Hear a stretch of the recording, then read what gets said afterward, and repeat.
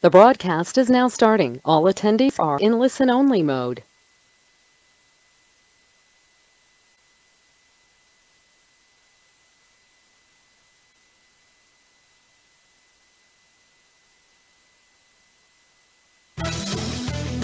You're listening to CFRN, a community of believers who trade for a living. To learn more about who we are, what we do, and how we do it, call toll-free 1-866-928-3310, and we'll send you out a no-obligation information kit absolutely free. 866-928-3310.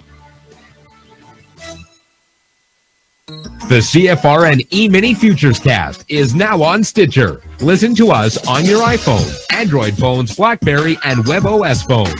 Stitcher is smart radio for your phone. Find it in your app store or at Stitcher.com. Stitcher Smart Radio, the smarter way to listen to radio.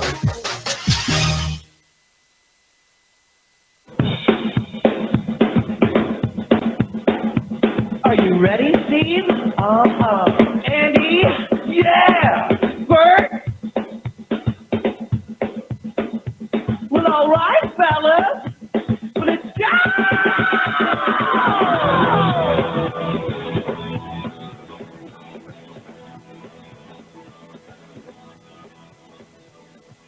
You're listening to CFRN, the Christian Financial Radio Network. Today's broadcast is brought to you by Audible. Get a free audiobook download at www.audibletrial.com/CFRN. Over 85,000 titles. Choose from mystery, romance, religion, science, technology, business, New York Times bestsellers, even children's books. You name it, Audible has it. With 85,000 titles to choose from, you're sure to find the perfect audiobook for yourself or to give as a gift, and it's absolutely free. Just point your browser to audibletrial.com/CFRN. That's audibletrial.com/CFRN. And become a part of the audiobook revolution by downloading your free audiobook today. audibletrial.com/CFRN. Hey trader, want to get rich quick? Well, good luck with that. If on the other hand you actually want to learn how to trade, the place to be is www.cfrn.net. Tune in Monday through Friday, 9 a.m. Eastern for our daily devotional, and then spend the next 3 hours learning how it's done from professional traders who actually trade for a living. That's www.cfrn.net. Every trading day from 9 a.m. to 1 p.m. Eastern. CFRN, a community of believers who trade for a living.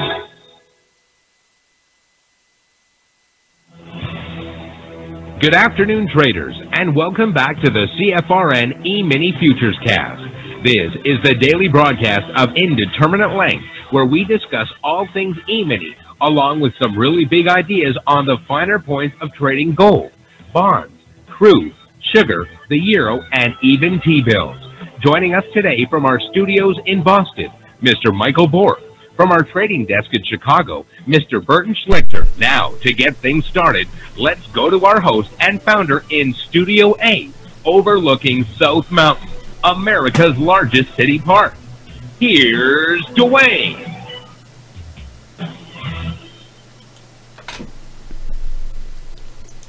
Hey, good afternoon. Welcome back. Today is Thursday, 13th day of December, 2018. Another year, almost here and gone. Hope you're having a great Thursday, whoever you are, wherever you are. Tonight is our workshop, and so if you're a passport holder or a partner, we certainly hope to see you there, 9 p.m. Eastern. If you've been on the trial with us this past week and you want to be in that workshop tonight, you do have to be a partner. So check with Michael, and he'll get you all squared away, and we'll see you there.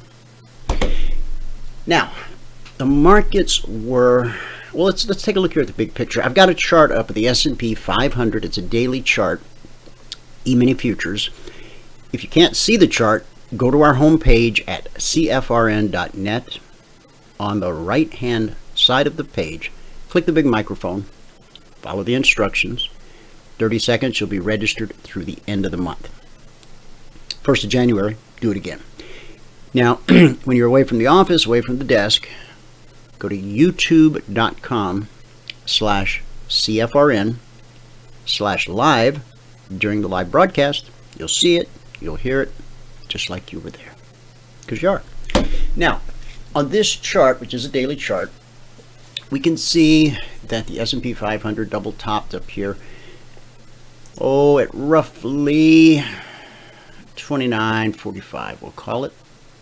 See, that was September, October, and then the fall.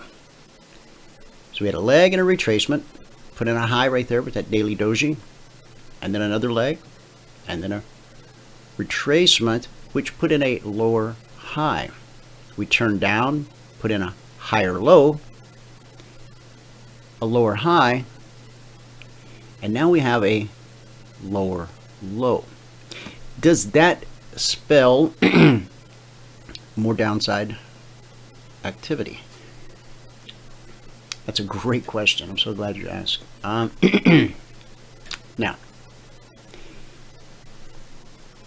I think we could easily see how this leg, this retracement, and this daily red candle could certainly be the beginning of another leg to the downside. How far might it go? I'll show you. From there to there to there. On the downside, if we take out this low at 2602, which got spiked here, then on the downside we could see 25.75, 25.48, 49. And if we got a 100% duplication of this leg, a measured move would take us down to about 24.60. Now, that is a reasonable scenario. Could it happen? Absolutely. Always embrace the possibilities. However, I'm not so sure that it's going to. Now, I just showed you using Fibonacci math where price might go, and it may go there.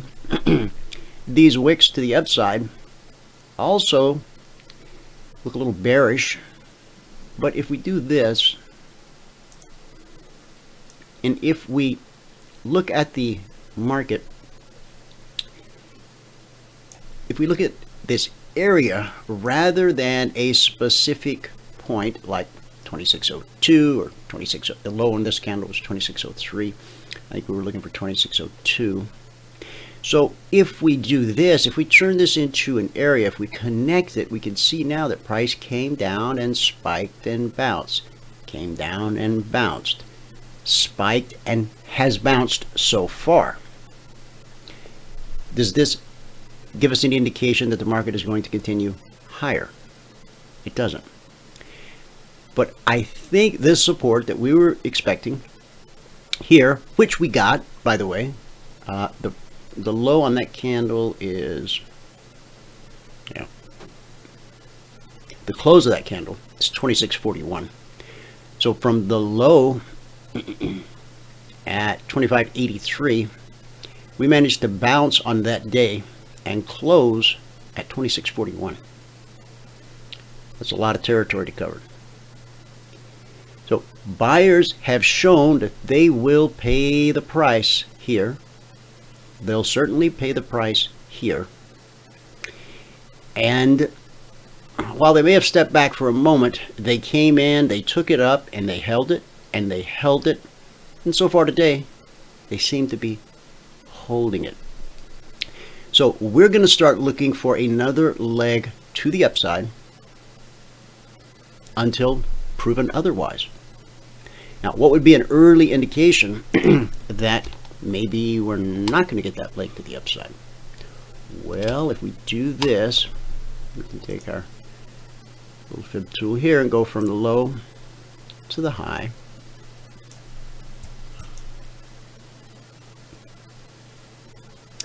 And the 62% retracement, look where that lines up. Right on the bottom of this little rectangle that I drew. I don't know if you can see it. Yeah, there it is. See? Okay. Interesting that the 62 came out kind of right where I drew the rectangle.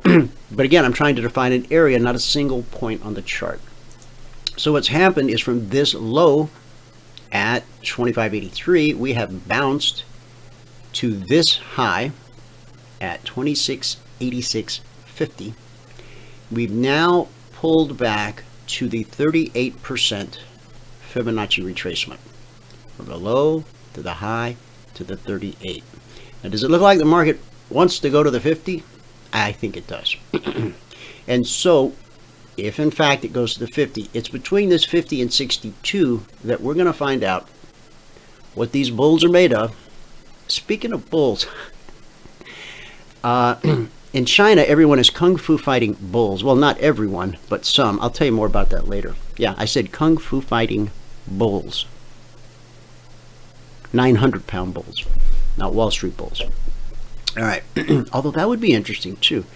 Now, so today, tomorrow, Sunday night, into early next week, we're going to find out what the market will do with this. Now, you have to understand, money managers, analysts, forecasters, those who prophesy, there's a lot at stake here. How much these money managers can earn next year will be dependent upon how they did this year. Because if they did good this year, then clients are going to rush over to them. It's like when everybody's fishing off the same side of the boat, and then one guy on the other side of the boat catches a fish. You know, everybody runs over there, and the boat lifts the other way. Well, so it is with these money managers. Who was the top performing money manager last year? Okay, where was he the year before that? More importantly, where will he be this year and next year? You don't see those high flying names too often at the top of the list. They rotate in and out. It's life. It's like a roller coaster. There's ups and downs. You have good years, you have bad years. That's just normal.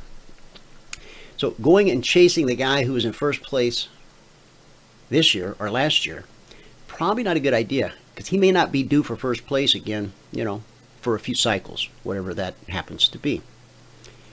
You might want to look for the up-and-comer, who's, as some would say, I had a boss many years ago. He used to drag me to the track with him. I was on the clock, kind of, so I had to go. And he loved the races, both dogs and ponies. He wasn't that great of a handicapper. I would often ask him, George, why in the world would you pick this horse or this dog? And he would look at me very matter-of-factly and say, he's due. He's due. Every dog has his day. And this one ain't had a day in a long time. He's due. So you're going to put the money that I worked so hard to earn you on that? Yep. Like I said, he wasn't the world's greatest handicapper, but he was a great guy. And George, if you're out there, been a long time. Miss you. He dropped off the face of the earth. Last seen in a Las Vegas sports book with a computer program that allowed him to handicap and make about $100 a day. And that goes back a few decades. Back when $100 a day was actually a livable wage.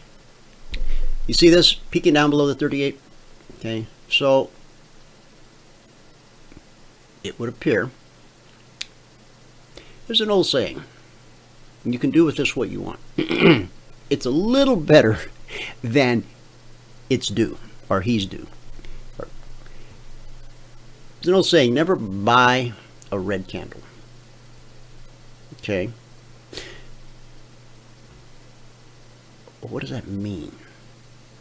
If I'm executing on a range chart, for instance, like the one we use in the live training room, like the one you'll see here in a few minutes when Michael comes on, if I'm going to execute on that one, I might look to my 30-minute, okay? and see if I'm getting ready to buy on the 4-tick range, I'd like to know that the 30-minute is in the business of printing a green candle. If I'm going to sell on the 4-tick range, I kind of like to know that the 30-minute candle is in the business of printing a red candle currently. Likewise, if I'm going to execute on the 30-minute chart and go long, I kind of like to know that the daily candle is in the business of printing a green candle. Otherwise, I sort of feel a bit like I'm swimming upstream, living life dangerously. I'm no fan of that. So, a flight to safety. Now see, 1 minute it looks like we're going to the 50. Next minute, 38's holding. Well, this candle's red. Okay, I would consider this a red candle until when? You got it. Until it turns green. That's right. It's red until it turns green. It'll go, if it happens, it'll go from red to a doji. And you'll see a little peak of green. And then it goes from being in the business of printing a red candle. That doji determines it. When it goes to the doji, it could go from the business of printing a red candle to printing a green candle. Can it waffle back and forth? Oh, you better believe it. Now, for those of you that might have wondered why last night we did not have any alerts, because the market's tight in knots. Look over here. You see this? A leg and a retracement, and a leg and a retracement, a leg and a retracement, and then the final leg here. And then when it pulled back, it didn't hold. Okay, so we get a bearish cross. So now it becomes a leg. See, it could have been leg and then another higher high, but that's not what happened. We got the bearish cross here, and so leg, retrace, and then you see that? That's the kiss of nothingness. So then we get this, right? But then look at this. Bearish cross, price pulls away, price pulls back, and yikes. The step line touches the BBC and it negates kind of everything. And we have drooped over and kind of fell away, right? Nothing excites me about this. And when the S&P goes to sleep, I typically don't even bother looking at the Dow, the Russell, or the NASDAQ. Now, on this chart here, you can see bullish cross. Big move up. Pull back, it holds, bang, right? Over here to the downside. A leg, a big retracement, then a leg, and a retracement, and a leg, and then a retracement, and then a leg, and then a retracement, and then a leg. See that? All the way down to there. And then it climbs back up. But it doesn't make it all the way, does it? No, it doesn't. We also have rollover tomorrow. Actually, today's official rollover day. But we wait until the volume on the new contract exceeds the old contract before we make our switch. Now, we've got, in this 30-minute candle on the December S&P, we have 162 contracts have traded so far. If I go ES H9, that's the contract we're going to roll into. There's 8,832 traded so far. As you can see in the new contract, there's been very, very little volume, right? Because it's just coming available, and everyone will be in it. If not tomorrow, everyone will be in it by Sunday night, Monday for sure. And we'll let you know. We monitor these volume levels so we know when it is time to make that switch. ESC8. So 8,000 versus so it's obvious that this is the contract that has the volume in it right now. Okay. All right. We'll talk about all of this and much more. Let me give you just a little bit of news, which I have on tap right here. Right here. Okay. Now we all know that Uber is going public next year. Morgan Stanley's taking them public, and they got this insane valuation of $120 billion. Yeah, that's B as in billion. Fold, an app dedicated to making it easy to spend BTC in the real world, has added one of its biggest integrations yet. We are excited to welcome Uber to the Fold lineup. You can now use Bitcoin to purchase your next Uber ride. Simply select the dollar amount, send your Bitcoin, and then ride safely to your next event. The app, which also enables BTC to be spent in stores such as Starbucks, Dunkin' Donuts, works by converting cryptocurrency into a corresponding gift card balance within the Fold wallet, which can then be redeemed by scanning a code in store. That may not sound like big news, but we're talking about a company with a $120 billion valuation going public, and you can purchase their services with Bitcoin. We've been strong proponents of this all going mainstream. Is it taking longer than I thought? I don't know. Maybe not. Maybe it's happening at just the right pace. And I know the current price of Bitcoin distresses a few folks, but I had a meeting last night with some folks that are not disturbed at all. They're actually kind of excited. And if I don't get into that today, I'll get into it tomorrow with Dr. Tom. I had dinner with Dr. Tom last night. He flew in from Palm Beach, and he's flying back out this morning. We had dinner last night, and he'll be on the show tomorrow. So maybe we'll talk about that tomorrow.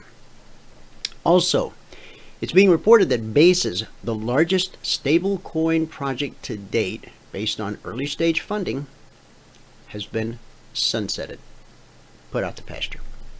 The algorithmic stablecoin, which had been categorized in the same bracket as coins like DAI, D-A-I, raised $133 million in venture funding from the likes of Bain, Metastable, Pantera Capital, Polychain, Lightspeed, Google Ventures. The bulk of the funding is now believed to have been returned, with the Basis team reportedly having been spooked by regulatory concerns. That's something else we'll talk about tomorrow too.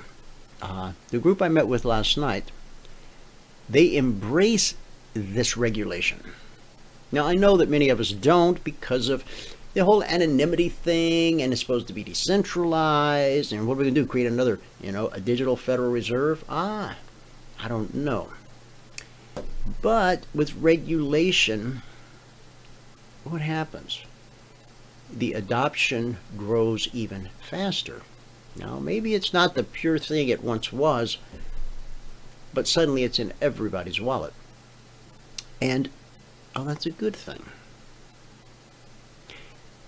So, the bulk of the funding for the stablecoin, the Basis stablecoin, has been returned. Again, the developers were spooked by regulatory concerns, while the technical skills of the Basis team have generally been praised within the crypto space. Not everyone was convinced by the merits of their algorithmic stablecoin. Back in May, Masari Crypto's Kui Wang predicted that Basis would fail catastrophically. Commenting on the rumored shutdown of Basis, Three Arrows Capital wrote, "I hope the industry thinks more critically about what the shape of a good project is in this space. You can't just cobble together ex-big tech bankers, raise 9 figures, and then pop the champagne. More importantly, I hope LPs ask their VCs harder questions. A year ago, Preston Byrne, a stablecoin skeptic, wrote an article calling Bases the worst idea in cryptocurrency. So this Preston Byrne, I wonder if he's related to Patrick Byrne. I need to find that out. This might be a guy to watch. Social sentiment service The Tie has been looking at what crypto Twitters had to say over the last few weeks. It's plotted the change in sentiment for the top 5 cryptocurrencies with a view to extrapolating actionable insights for the benefit of traders.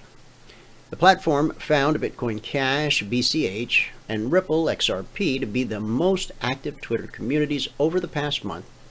The former on account of the hard fork that got everyone talking, and the latter because the Ripple army is famed for its slavish devotion to its altcoin through good times and bad. How much of that discourse comes from unique accounts, however, remains debatable. While accounting for only 3% of overall trading volume, XRP accounts for 8.97% of total conversational volume on Twitter. On average, 50% of daily tweets come from unique accounts, which means that much of the conversation is driven by the same accounts. The platform shared news with Bitcoin.com and backed it up with some data, which claims or highlights how XRP has a centralized, strong community. Its acolytes might harp on about Ripple's inherently decentralized nature, but the coin's community is about as centralized as it gets. Okay, on to the numbers. These are cash numbers from around the world. We'll talk futures in a moment. Currently, the Dow is up 7 points. The NASDAQ is down 49.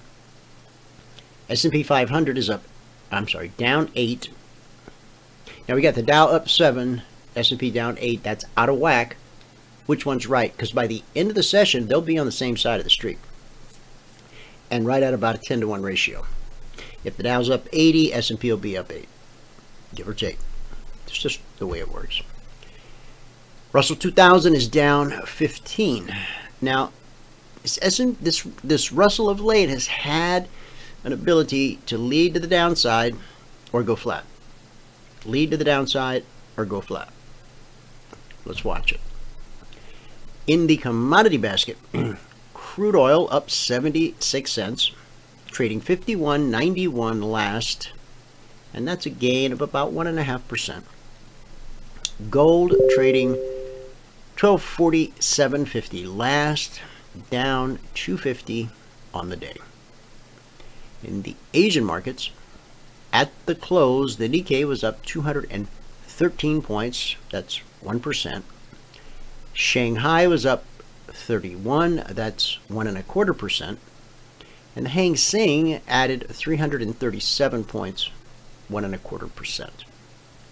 In European markets, they didn't get the memo. The FTSE's down 2.5 points. The DAX down 4.5 points. And the CAC down 12.5 points. No big numbers to report there. So a green day in Asia, a red day in Europe, and a mixed day here in the US of A. At the moment, only because of the Dow. It's the only one in green territory, up by 7 points. When we break out of this, now, is it possible we come back to test this low? Sure. Why not? If I were to put fibs up here, you would see basically what well, let me just show you. Let's go from this most recent swing low to the most recent swing high. Now, see, we're battling that 62 here. Okay, if the 62 fails, then we should come back into in this area here. Now, we don't find support there. It could get ugly. So what are we talking? 26.40 down to 26.30. If you want a live radio trade today, you might think about 26.40 to 26.30. I think that might have been the daily double today. I'd have to go check. I'm not sure. Okay, now let's juxtapose that with this. It was. Oh, it was. Okay, thank you.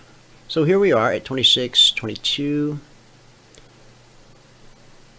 The 62% fib retracement, 26.21. Now we talked about the 50, maybe the 50 holds. It's 26.34 or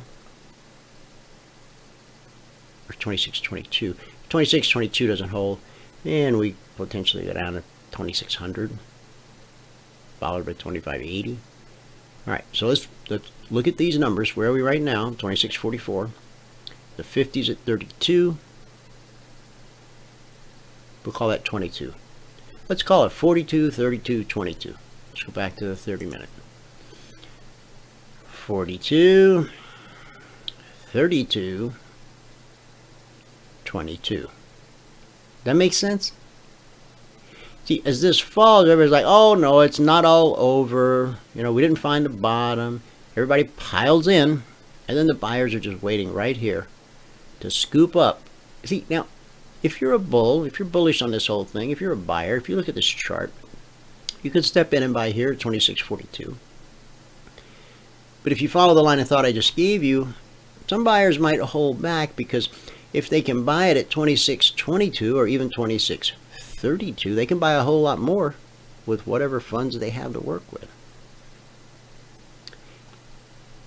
If you go into a store and you're getting ready to buy a pair of shoes that are $200, shame on you, but I mean, I know that happens. And I'm not trying to make anybody feel bad about their shoes. You go in to buy a pair of shoes, $200, and the clerk whispers to you as you're walking to the checkout counter. He said, "You know, we're having a sale tomorrow." "Oh, you are?" "Yeah, those shoes will be $125. Are you going to go to the counter and pay $200? Or are you going to figure out a way to get back to the store tomorrow and buy them for $125? It doesn't have to be shoes. It could be cars. It could be rutabagas. Everybody loves a bargain. Everybody loves a deal. The only problem is, see, sitting here at 42, to be able to buy at 22, that looks like a, boy, you just be saying, man, if that thing goes to 22, I'm all over it. I'm going to buy that thing. Okay, let's paint a bunch of big, angry red candles all the way down to 22. When price finally gets to where you want to buy it at 22, you got all these angry red candles. It doesn't look like such a bargain anymore. You got to fix that. You got to fix that way of thinking. You got to put yourself back in those shoes you didn't buy at 42, right?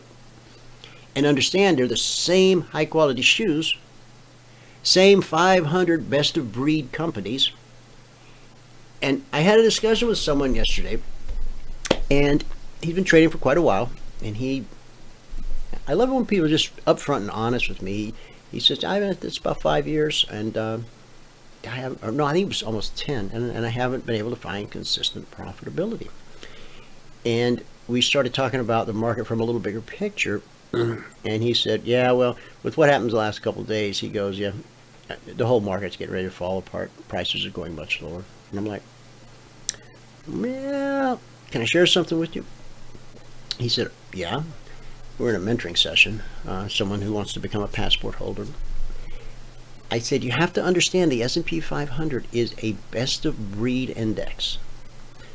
I said, when a company gets weak, they kick them to the curb and they bring in a strong new bull. So over time, and all you have to do is step back and look at a historical chart going back to the beginning of the S&P 500 or any other best of breed index, and you're going to see that one thing has happened over time. Prices have gone higher. Sure, there have been pullbacks. S&P fell from 1,500 to 666. That set the real estate crash in motion. or vice versa. Which came first, the day. chicken or the egg? Huh? I said in a day. Yeah. Did it make the whole drop in a day? I'm pretty sure it did. It went down to our lowest weekly trading zone at 666. And it tagged it, and then it just went right up from there. I remember exactly where I was that day. It's fun. Okay, so there you go. Now, was the S&P 500 any less valuable at 666 than it was at 1500? Well, it cost a lot more at 1500 and it cost a lot less at 666. I'm sure you've heard it before. You know, when there's blood in the streets, that's when you should be buying. And when everybody is giddy and popping the champagne corks, oh, you better be selling. But it's very difficult to do that. But that's what professional traders and professional investors do. You're going to have to figure out how you can wrap your mind around that and be okay with that. Because you see, when we come back down here to this bottom, it's either going to hold or it's not. Now, and that's very simplistic. And that's if we come to this bottom. But when it comes here, right, you don't have to risk a lot to figure out if this is going to hold. If it does hold, wow, you got the best seat in the house, man. And if it doesn't hold, your risk was very minimal. Now, most people want confirmation, and confirmation costs money. So you want to see it go up and, you know, do whatever you want it to do, and then, you know, maybe start to put in another leg. And so, okay, so now you're going to get in up here. Now you got reverse fibs working against you as resistance overhead. This, if price comes back here, this is a low risk trade. On this daily chart, the other day when we spiked it, this right here, that was a low risk trade. Did it fall further? Yes. Would you have needed a pretty deep stop to stay in that? Yes. However, even if you got stopped out on this spike, when the day closed positive, right? Or when you crossed back over this threshold, you know, sometimes if you get stopped out of a trade, but the premise of the trade is still in place, you have to enter again. Oh, I'm not going to enter there. I got burned before. Okay. Well, do you want a low risk trade? Well, why was that low risk? I got stopped out. Hey, stops happen. There is no world where you don't get stopped out. You just need to have, you know, more profitable trades than unprofitable trades. Or your profits need to be greater than the losses on your unprofitable trades. And often that can be accomplished simply by waiting for the exit signal, which we teach to all of our partners, all of our passport holders.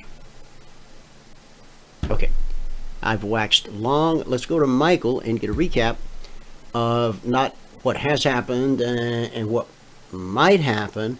Let's talk about what did happen today in the live trading room. Michael, take it away. Okay, I am ready. Let's bring the charts over to me. There we go. And the last 2 days, NinjaTrader has been having problems with the authorization. I was just trying to fix Garrett up, and I don't know if Garrett's out here right now. You have GHIJ. Garrett is not here. Okay, he was in the morning session. Anyway. Who was? Okay. Garrett. Garrett? He just sent an email. Yeah, Garrett. Oh. Garrett G. Oh, good Garrett for him. G. Oh, Garrett G. Not Garrett J? Yeah. No, Garrett G. Oh, okay. Yeah, he needs me to set him up.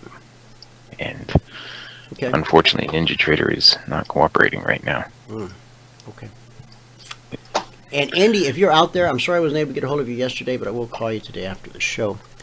And I spoke, and Vic, I hope you're out there. It was good to speak with you today. Hey guys, tomorrow, when Dr. Tom comes on. We got a couple of interesting topics that we're going to touch on, so I hope you'll all be able to make it tomorrow. But let me drag your charts up on the big screen. There we go. And I'll hit mute, and you can have at it. Okay.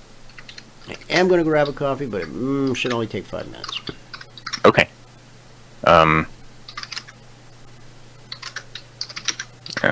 Type in a message, but you don't have to read it right now. You can read it whenever. Telegram? Yeah, in Telegram.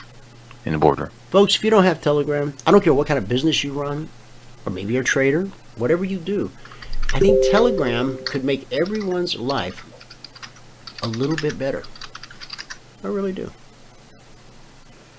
It's free, number one. It's very easy to install. You put it on your desktop, put it on your cell phone, put it on your tablet, and wherever you go, you could be talking to somebody on your desktop, but you've got to go to someplace else in the building. You can continue the conversation on your phone. And then when you get home and you sit on the couch and you break out your tablet, you can continue the conversation there. It's really quite clever. There's no advertising. Now, I'm pretty sure that this is not cheap. They have no revenue stream. So I assume that it is, and it has really good encryption. But I got to assume that it's being bankrolled by the CIA or Homeland or somebody with really deep pockets, because this stuff costs money. Telegram.org, Jonathan. Telegram.org. And then once you get on there, just hunt me up. All right. All right, Michael, take it away, and I'll be back. Okay. Okay. Got it. All right. Here we go, guys. Good afternoon, everyone. Today is Thursday, the 13th day of December 2018. I always start out with I noticed that a few weeks ago. If you have not gone to the, I did it again. If you have not gone to the homepage, if you have not taken a free trial with us, go to the homepage at CFRN.net. And right over here in the right-hand column, it says 5-day free trial. You can click on that right there, apply.cfrn.net. Click on that, and that will bring you to this page, where all we ask for on this page is your email, your first name, how you found us. Hit the submit button. Once you hit that submit button, you'll be sent a confirmation link. You must click on the confirmation link. Okay? That was me banging my mouse. If you don't click the confirmation link, we don't know you took the free trial. Okay, yeah, I saw that Garrett emailed. I can't do anything right now, though, Valerie, because Ninja Trader's not allowing me to right now. It's giving that big hourglass like it did earlier. I did manage to get Ken Woody done, though. I got Ken done. But so I click on authorize, and I get the big hourglass. So there's something going on over there. All right. This is the spreadsheet. The spreadsheet goes back just about 6 years now. And if you're going to read the spreadsheet, you got to read all the CFTC risk disclosures down at the bottom. Today is the 13th day of December 2018, like I said. And we made 20 ticks on crude. We lost 8 ticks on gold, and we made 20 ticks on the ES. That put us at plus $370 on the morning. Today it took 16 minutes and 2 trades to get to the goal for the day. At that point, we're up $100 a contract, and we took a total of 6 trades. So on the month now, we are at $1,372. That's over 8 days, averaging $171 per day. 1 contract, 2 hours per day. If you had an $8 commission, this is the gross number. If you had an $8 commission, your net would be $820. If you had a $5 commission, your net would be $1,027. Now, why do I go over this every single time? Because, see, and I just got this message. The operation is timed out. Why do I go over this every time? Because this is just 1 contract per month. And, you know, the goal is not to trade 1 contract the rest of your life and make a couple $1,000 a month with it.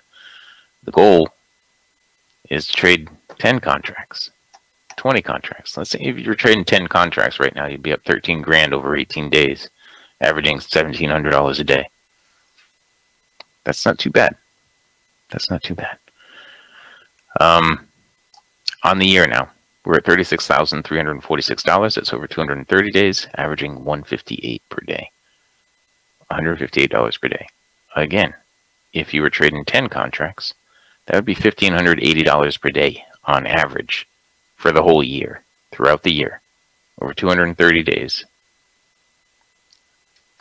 Let's just do the math on that for you.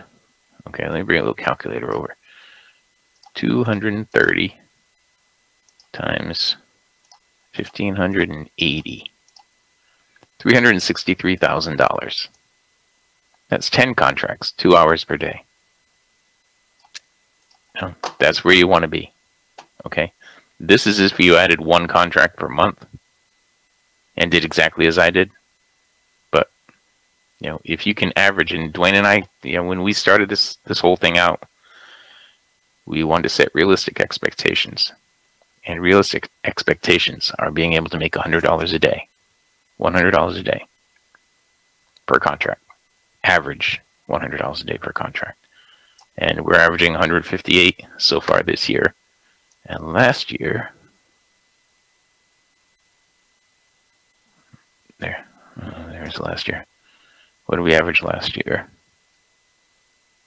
Last year we averaged 219. When you know, there hasn't been as much volatility as there was in the prior years. That's what makes a difference. But still, I mean, if you can do that with 10 contracts, you can double it with 20. You know, what more do you need? Anyway, I got off topic. Okay, let's go back here. On the gold today, we only had 1 trade setup that we took. It was right here, and we stopped out. See, we missed this one right here. It would have been a break even if we had gotten it. And then we took this one right here, and it stopped us out. And since then, there's been nothing. You look how flat this has been in gold right here. Crazy. Crazy flatness. Okay. In the euro, we missed a bunch today. I don't know why we missed so much, but we did. There was the ECB conference today, and I didn't take any euro trades. I missed them all. There's one right there that I missed. One right there that I missed. There, and there, and there. So everything would have been profitable. This would have been a break even. And this would have been a break even. I think there's a wick on that candle. Yeah, there is on this candle. Right there. Yeah. So that would have been a break even. And then down here, well, this was during the break. I wouldn't have done this because the cycle's flattened in the middle. Then we get into the break here, and there would have been a shorting opportunity right here, and that would have been it. After that, there would have been nothing. Okay. Oh, I don't even have the question box open. Sorry. What's the link to Telegram? Dwayne already took care of that. Okay. That's all set. Crude oil. We had natural gas inventories come out today. Not crude. But crude is where we made a bunch of the money today. Half of it. Right here, we had a short. We took 5 ticks profit. This was a bounce off the BBC right here. Took 5 ticks profit on that. We missed a long there that would have been profitable. We grabbed a long here. That was another 5 ticks to put us at plus 10. We missed that long there that would have been profitable. This one actually, it was 2 trades. There was one right here and one right here, both which would have been profitable. Then we grabbed this one, and honestly on this one, I forgot I had the order on.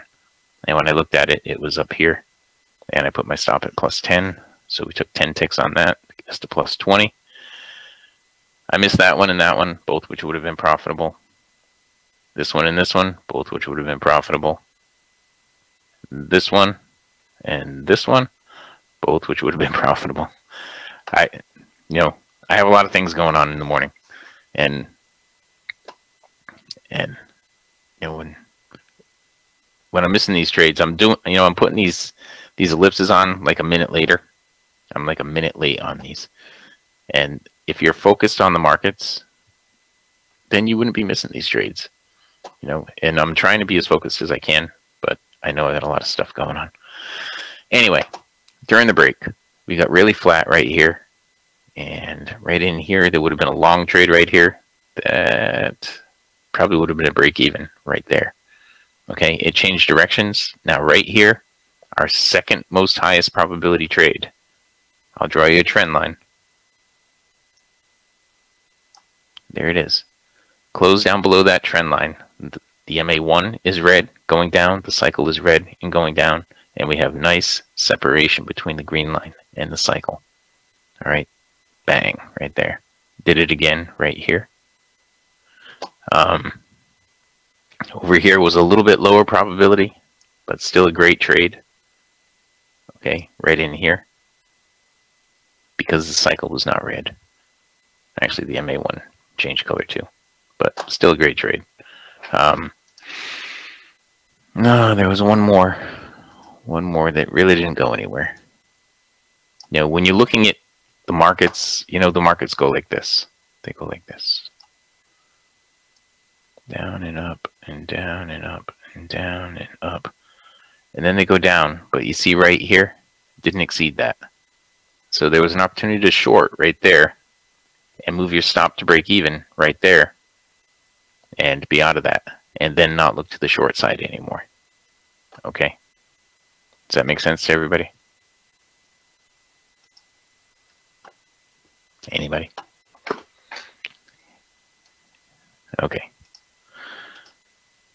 Anyway, since then it's just been really choppy in the crude. Now the ES had some good volatility today, and we got hang on. Thank you, Tim. I'm scrolling back to the beginning. You know, we had more missed trades than gotten trades on the ES today. All right, so the ES started out right here. We missed that short. I didn't get filled. I had an order on, but I didn't get filled. We grabbed this second one. We picked up 4 ticks there. That's where we got the goal for the day. Okay, then it started going up in here. Yeah, I didn't even highlight this. I think it's because I didn't think it was trending enough there. So we didn't get a trade there. And then the next opportunity would have been right here, but I think I was saying the cycle was going down too steep, so I didn't do anything with that. Then we missed that. We missed that. Both of which would have been profitable.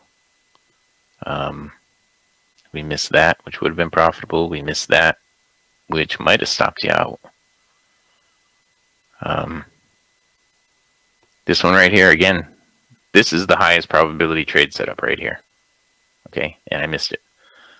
The MA1 crossed down below the BBC. Price pulled away from the BBC. It pulled back up and touched the BBC. And down at the bottom, well, first, the MA1 was still red. The cycle is red. Good separation between the green line and the cycle. Good bearish separation. So the down close right here would have been your entry point. Okay. I don't know why I missed that. I had to have been doing something else. But that was a great trade setup right there. Then it got choppy. And then the slingshot needed to reset. And then it did reset. And we were stuck at dynamic support. There would have been a trade. The cycle's going up kind of steep. I don't know. I've been really cautious lately with the cycle. But over here, when it changed directions, there was a long opportunity right here. Okay, on that leg up. And another one right here on that leg up. Then the short right there. Then we actually grabbed this one. There were 2 opportunities within this one. I put this on and I forgot about it. And then when I looked at it, it was, you know, it was at plus 16 ticks is what I took on it. That put us at plus 20 on the ES. Okay, then we're getting toward the break here. There was a shorting opportunity right here. Now, I was trying to do more teaching this morning. That's why I'm missing all these things. And we're going sideways right in here. Not much going on.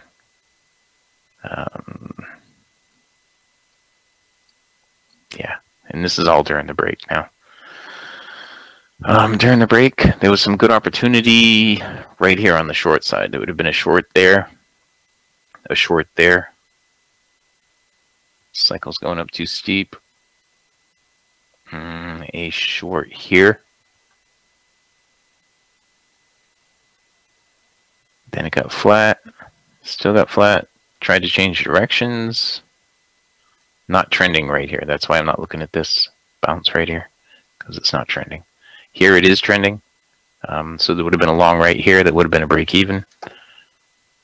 And no, we're back to now. And right now it's really choppy. Okay. There would have been a possible momentum short right here. Okay, and your stop would have gone to break even. But I would say wait for the ideal trade setup, because it's happening. You know, if you're looking across all these markets, it's happening. It just happened right here on crude. Hit the BBC, gave a down close. MA1's red, cycle's red. Separation between the green line and the cycle. They happen. So, you know, I'm showing you all the trade setups that happened. But the highest probability trade setups are when the cycle and the MA1 are the right color. Okay.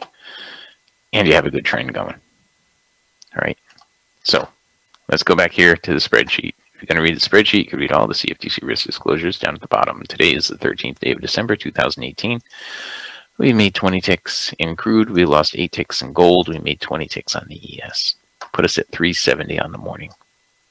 Today, took 16 minutes and 2 trades to get to the goal for the day. At that point, we're up $100 a contract, and we took a total of 6 trade opportunities. On the month now, we're up $1,372. That's over 8 days, averaging $171 per day. On the year, we're at $36,346. That's over 230 days, averaging $158 per day. That is one contract, 2 hours per day. Now, again, if you just multiply that times 10, bang. Just add a 0. Move that comma over. Or the decimal point over. And the comma. If you have not taken a free trial with us, go to the home page at CFRN.net. And right over here in the right-hand column, it says 5-day free trial apply.cfrn.net. Click on that. Once you click on that, you'll be brought to this page, where all we ask for is your email, your first name, and how you found us. Hit that submit button. Once you hit that submit button, you'll be sent a confirmation link. Okay, click the confirmation link. Then we know you took the free trial. Okay? Okay. With that, we will pass it back out to fabulous Phoenix, Arizona. Studio A, where Dwayne should currently be residing, overlooking South Mountain, America's largest city park. Dwayne, if you are ready. I'm all over it, as they say. Okay. Okay. And John's not out there. No John. No John. No John. So how was your dinner last night? Was it good?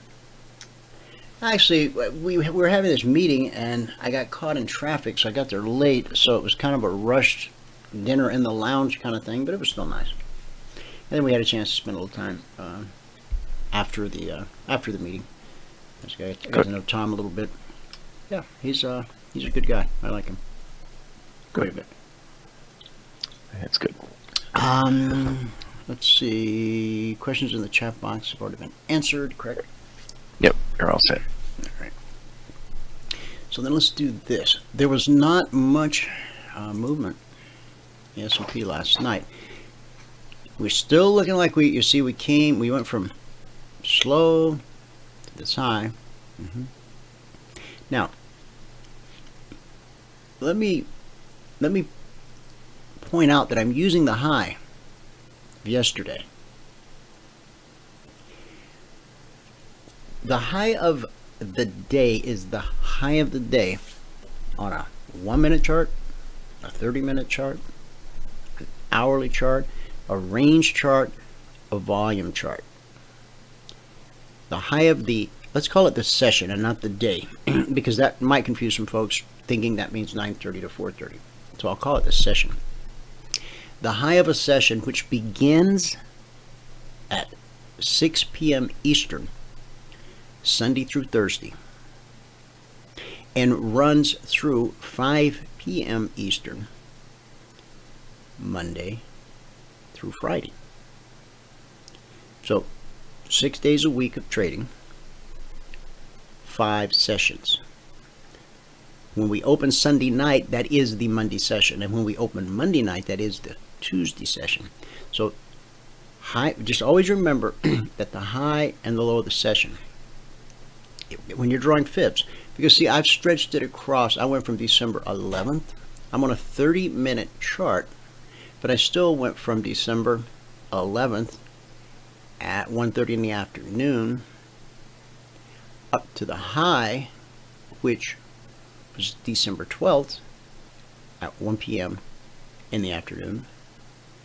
And now we're dealing with the results of that move, 62% Fibonacci retracement. Now, is that today's high and low? No. No.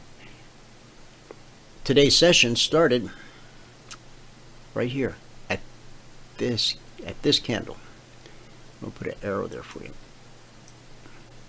Okay. Right there started the today session, Thursday. Thursday started not at 9:30 a.m. Eastern this morning, but at 6 p.m. Eastern last night on December 12th. So now that we've isolated all that out of the picture, we can come over here and go, all right, high of this session is obviously here and here. Now we notice over here that in yesterday's session there was a high there, so there's 1, 2, 3, and what did we get? We didn't get a lower low here, but we've certainly got a lower low here. We touched it and fell, touched it and fell, touched it and fell. So now this time it's just a question how far we're going to fall. See, this 30-minute candle right here has 36 minutes left in it. It looks red, it looks angry, and it looks like it wants to go to zero. However, I'll caution you, 26 minutes from now, you could see a wick like this sticking out below it, and above this red line all the way up to the 50. Could be green as a Christmas tree. When I was a kid, we had one of those silver trees a few years with the color wheel that turned. That was so 1960s, I guess. Did you ever have an aluminum Christmas tree? No, I didn't, but my cousins did. Yeah. My cousins had one of those. Yeah, I have mixed feelings about that. We always had, well, I say a live tree. We always had a dying tree. You know, it was cut from its. My grandmother always got a live tree. Sometimes it, you know, it looked a little sparse. I don't know why, but she did it. She went out and she got a live tree every year. She didn't cut it down or anything. Yeah, no, it was a big deal for us. We'd go to this place and we'd have to cut it down and do the whole thing.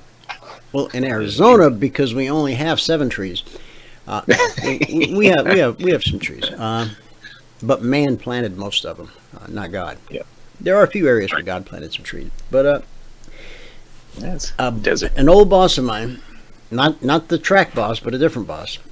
In Arizona, you have to enter a lottery. And you win a permit to go out into the national forest here and cut down a tree.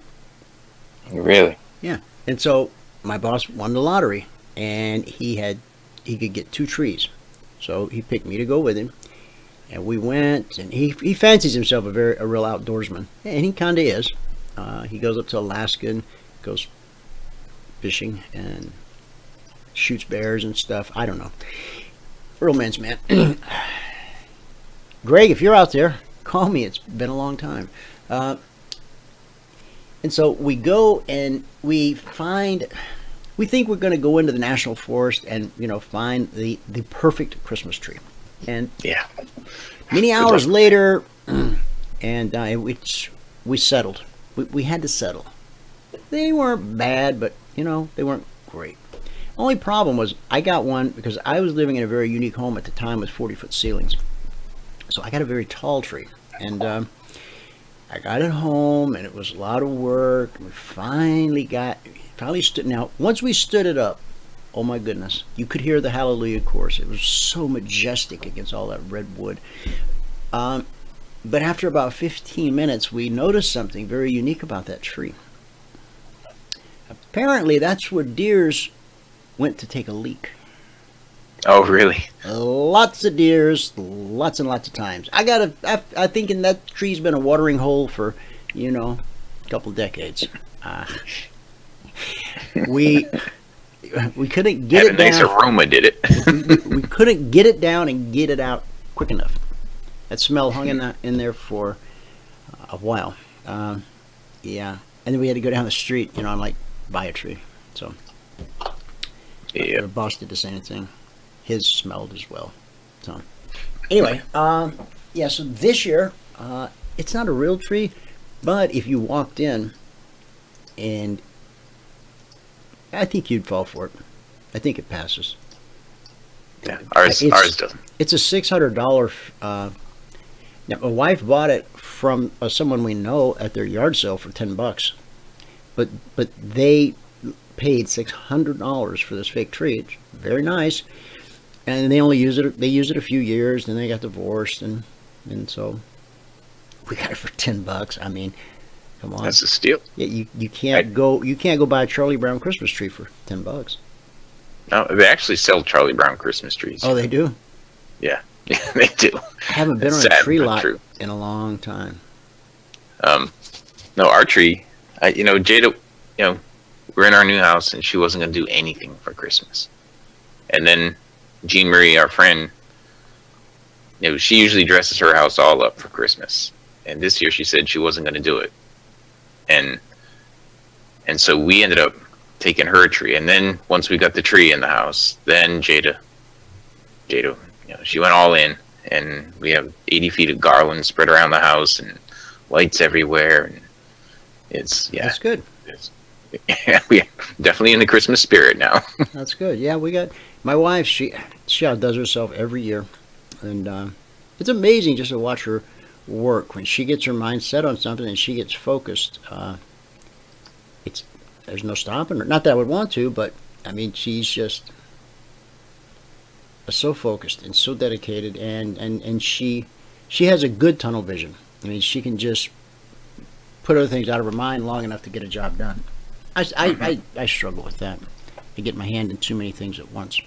Joan says that she took a tree by permit from the forest one year, took it down after Christmas, full of ticks.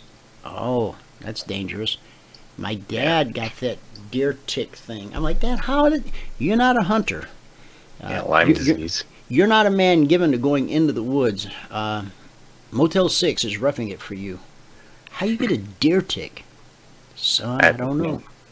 Both my brother-in-laws, they have Lyme disease from deer ticks.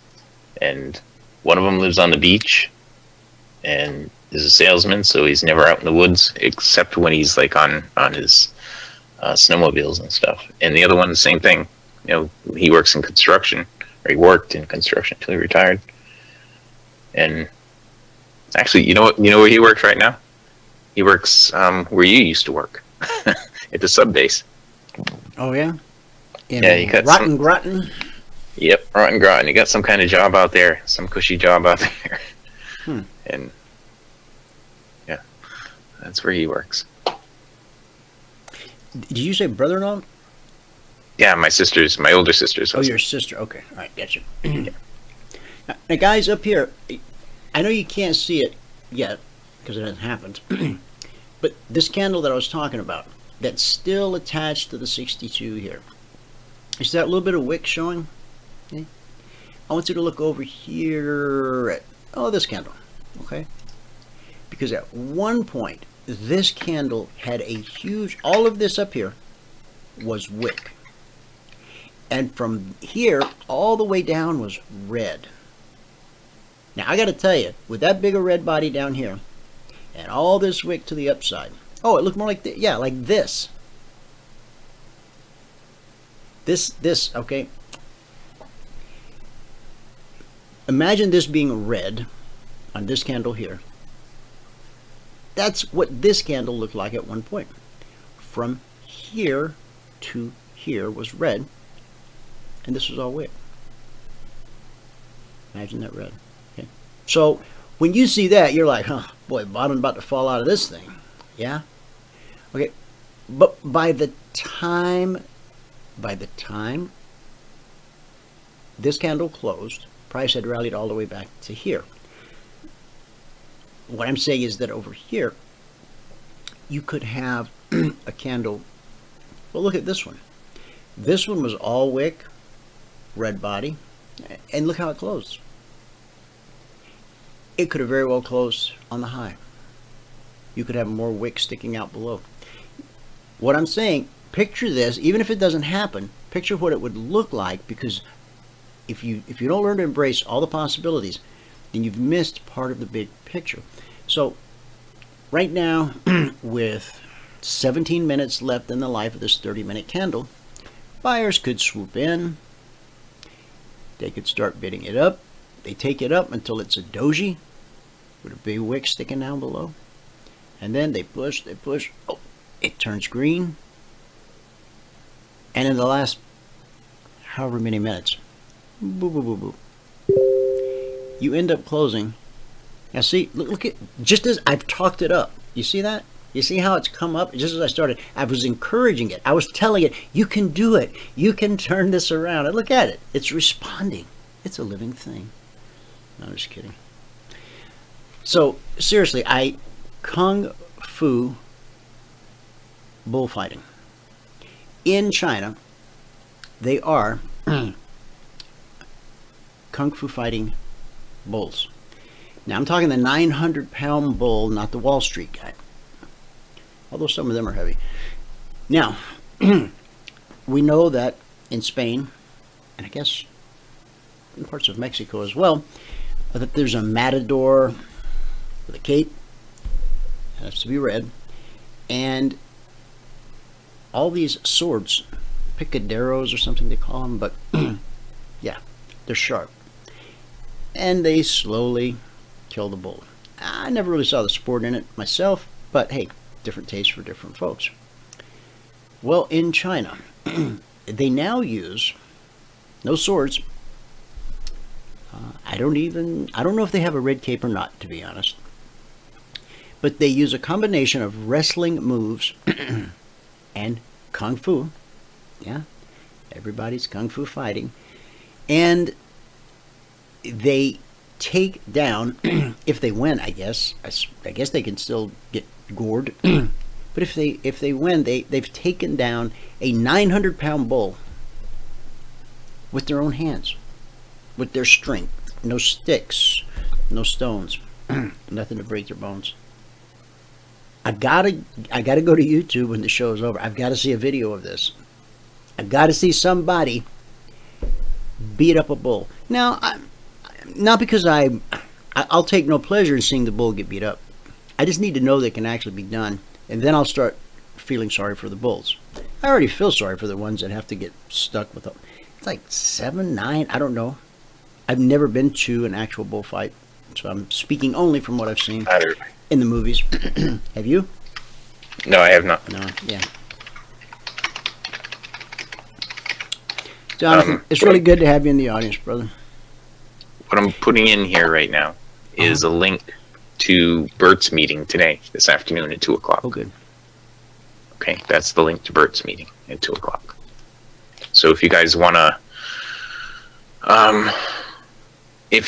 go and see, what we do in the room in the morning, in the training room in the morning, slow down at Bert's speed, then go to that meeting. Okay, that's the link to it. Look at this little doji over here. Yeah, that's not a little doji. Is it turning green? Almost. Let's not get ahead of ourselves. Now, come on, guys. When we started talking it up, we had a red body all the way down to here, and it looked like, curtains. And now the euro's going up right now. Now, let me caution you. Okay, with 13 minutes left in the life of this 30-minute candle, it could go up here and flirt around, turn green, and then the sellers just slap that thing, and the bottom falls out of this candle like it wasn't even there. So don't, this is where you really got to park your emotions somewhere out of Wi-Fi range, so that you can look at this rationally. Okay, you get excited because it's going up, or you get excited because it's going down. Well, that's just it. It's either going up or going down. You don't know which, so why are you excited? Oh, I shouldn't be excited? Well, if you are too excitable on one side, if you let the pendulum swing too far to the I really am a good trader. If you let it swing too far that way, then it's going to swing the other way, where you look in the mirror and you see the ghost of a man or woman that you once were. And it flip-flops from day to day. It's that pendulum back and forth. It's the roller coaster of life. There's ups and downs. When you're up, just remember there's a down in your future. And when you're down, just remember there's an up in your future. It's how life works. I've looked at the history books. History of a man, history of a country, history of an idea, an invention. It's how it works. It's cycles. I don't profess to understand it all. I'm just aware of it. And I saw a lot of pretty colors, but I'll leave that part of the story out. Now, so we'll watch this, and whether it closes red, see if it closes green. You heard that little bit of glee in my voice when it ran up a minute ago? Almost as if I was proud of the fact that I had called it, right? I'm doing air quotes because this is radio. You can see the charts, but you can't see me. And that's by design, because I really didn't feel like combing my hair today. And I didn't have to. What a great life, You could picture me off that picture on the internet. There's a couple. One, I look very serious, staring off into somewhere. It was the house next door I was staring at, with my blazer on. Or when I'm in a restaurant in Ecuador with that irascible grin and that long hair. Or there's another one. I forget which one that is. Oh, there's a gravatar. But anyway, picture me however you want, because it's radio. And I love that. All right. So we've talked this little candle to death. Now, in the grand scheme of things, where is that candle? How much has changed over here on our daily? Not much. We're still flirting with the 38 and the 50. We almost got to the 50, about halfway. No big decision will be made here until when the candle completes. When's that? This afternoon. You'll know this candle's done when you see another candle start printing. That'll be at 6 p.m. Eastern tonight, God willing. Okay, I'm gonna walk it through. I didn't put out any Logic 247 alerts last night for the reasons I explained. The market just was tied up. I want the market doing like this. I want it doing this, that. That's so tradable. A leg and a retracement, and a leg and a retracement, a leg and a retracement, a leg and a retracement, and woo! See the roller coaster of life. Look at that. You're up, you're down, you're back up again. Now,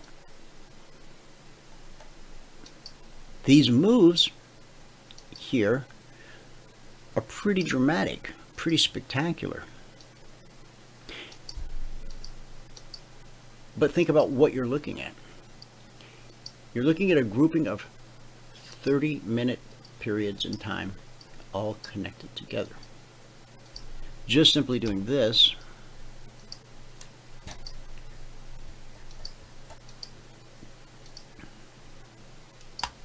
now we're looking at a whole lot more time, but those moves they don't look so like such a big deal. If you didn't know this was a 30-minute chart and all you saw was this, you could not tell me if this was a daily chart, a 30-minute chart, a 1-minute chart, You could tell me it's not a range chart because the candles are not all the same size, but it could be a volume chart. When we talk about the markets being fractal in nature, everything that is true about a monthly chart is also true about a 1 minute chart. The way it moves, obviously it takes a whole lot longer to get a leg and a retracement and another leg on a monthly chart than it does on a 1 minute chart, but they move and function in exactly the same way. On a 30-minute chart, when you get a double bottom, will there usually be at least a showing of support there? And if on a 30-minute chart you get a double top, will there almost always be resistance at that area? Yeah, it's just kind of a given. It doesn't mean that the resistance is going to hold. It's usually good for a tradable bounce in either direction. The point is you know there's a point where that kind of thing is going to happen. So if you can use that, just that one idea right there is enough to go into the market, and using putting together a rules-based system around that, how much you can risk and what markets you're going to look at. It's more difficult than, well, let me just say it's not easy, but it can be simple. It'll only become as complicated as you complicate it, and that's up to each one of us as an individual. How complicated do we want to make it? We've chosen to make it very simple, and I'll show you simple here in a minute. I can show you simple right here.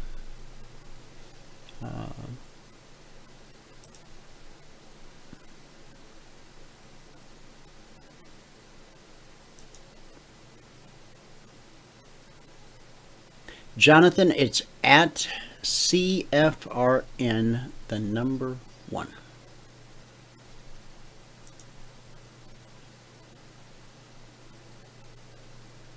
At CFRN, the number 1. And if you just type a message and say hi, and in a minute here I'll say hi back to you, and then you'll always be able to find me. I guess I think it automatically puts us on each other's contact list or something. There's parts of it I haven't had a chance to completely discover and understand. It's as I need a feature or I need a function, I figure out how to use that, and then go back to work until I have to go. Fine, there you go. You just popped up, and there you are. And now all I got to do is say hi, and there it is. All right. Welcome to Telegram. All right. So I was going to show you simple. Make it as simple as you want it. Difficult. Just remember, on the 30. Now, let me go back. That we were comparing a 30-minute chart to a monthly chart. 30 minutes to 30 days. If you get that double top resistance or double bottom support on a 30-minute, enough for a tradable bounce. Okay. What's a tradable bounce on a 30-minute chart? Well, right now, about 9 points. Oh, it's about 7 points. Now, this is averaging the last 48 30-minute candles. Why 48? Well, there's 24 hours in a day. So I figure there's 48, if I did my math right, 30-minute candles. And the average from the high to the low, or the low to the high, of those 48 candles, 7 points, 6.99. Okay, so a tradable bounce, I think, should at least be that. Maybe 1.5 times that, maybe 2 times that. Pick a number. So now ask yourself, well, then on a monthly, if we get a double top, double bottom, and it starts to bounce, how big a bounce could that be? Well, you can use this method or any other method out there, and all that does is give you, you know, some kind of average indication. Well, if it bounces as much as the average 30-minute candle, it could be this much, which means it could be far less or far more. This gives you an idea. That's all.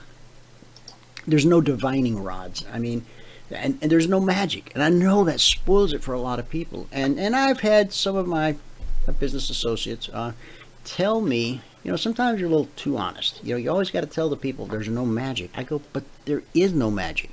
Well, yeah, but you don't have to tell them. It's like telling kids there's no Santa Claus. I go, well, you know, at some point you got to tell the kid the truth. You know, you can't send him off to college still thinking there's a Santa Claus. So I treat you all like adults, you know. And if I've stole the joy, if I've rained on the parade, I apologize. But there's no magic. I'm sorry. I just the older we get, the more important it becomes what we think, what we say, what we do, because you know we're getting a little closer each day to the guy who made us. and I hear there's an accounting on that day. Yeah, I just so desperately want to be ready for that meeting. You know, like last night, because I had to rush from what I was doing into the shave and the shower, and the oh gee, no one laid out any clothes. I got to do this on my own. Into rush hour traffic all the way out to the east side of the valley. I didn't feel well prepared for that meeting. It turns out I was, but the meeting I'm talking about with the big guy in the sky, I would really like to be ready for that one. Although, you know, are we ever really ready? That's the question, and you got to stay that way. You got to get ready and just stay that way. When you're in traffic, when you're starting to get a little grumpy, and your tummy's growling because you haven't eaten yet, you got to be nice and polite and smile. Don't honk your horn, and don't say those words, because it's not going to move traffic. No matter how angry you get and you pound your little fist on the steering wheel, it doesn't help. Reach over to the radio, find some praise and worship music, turn it up loud, or NPR, whichever. NPR soothes me. And I know they all sound the same, very homogenized, but they spend big bucks to get that sound, so don't knock them for it. Okay, over here. You can see, I don't want you to see the candles, because we're always talking about the candle, and oh, how much more wicks it got left in it, and what about this, and what about that. I just want you to see this. I'm going to pull this up too. The best I can. All right. Now, here. I'm going to give you the 50-cent tour. I'm going to take my maroon out for a moment, just to kind of make a point. Okay, and then I'm going to take this out just to make it easier to see. Okay, now over here we can see that price is above the BBC. Bull, bear, cross. That's all it means. It's not, there's nothing mysterious. When price is above it, we're bullish. I think you can see why. When price is below it, we kind of get bearish. I think you can see why. So we're over here on top, so I'm bullish, and then we start to climb. Yeah, blue and climbing, and down here. Now these are both red and blue, but they are measuring very different things. Okay, and so it's when they come into agreement, as they do here. Well, I'll start over here. Right here. We're blue, we're climbing, and I call this little thing across here, this Picasso, I call it the 50-yard line. When we cross that 50, blue and climbing, and I'm blue and climbing up here, I'm deeply moved to be in a long position. So let's call it 2705. When did price start to walk sideways and get on the back side of that CFMA1? 2740. That's 35 points. Now, when price starts to walk sideways and we're red and falling, I mean, look, we crossed the 50, bang. Am I interested in that? Not in the least. I'm not. Now, again, I want a 30-minute chart. Okay, this is I'm talking about the discretionary trading that we do. What we do in the live training room every day, that is your everyone who's been in the military, you understand it when I say it's like boot camp. You come out of it with military bearing. You understand how the market functions. You're able to read a chart. And everything that you learn in there, everything that you put to use each and every day, because you see in there are no questions once you learn, because we give you all the answers. There's a rule and a reason for everything. A rule, you're never at a loss. You know when to get in, at what price, and you know when to get out. And you know when to stay out. You're never at a loss. If you're in that live training room and you don't know what to do next, you should ask a question, because we'll tell you what you do next. We don't have to look it up. We don't have to think about it, because there's a rule and a reason for everything. Every possible scenario that can unfold, covered. We haven't changed a thing in over 5 years.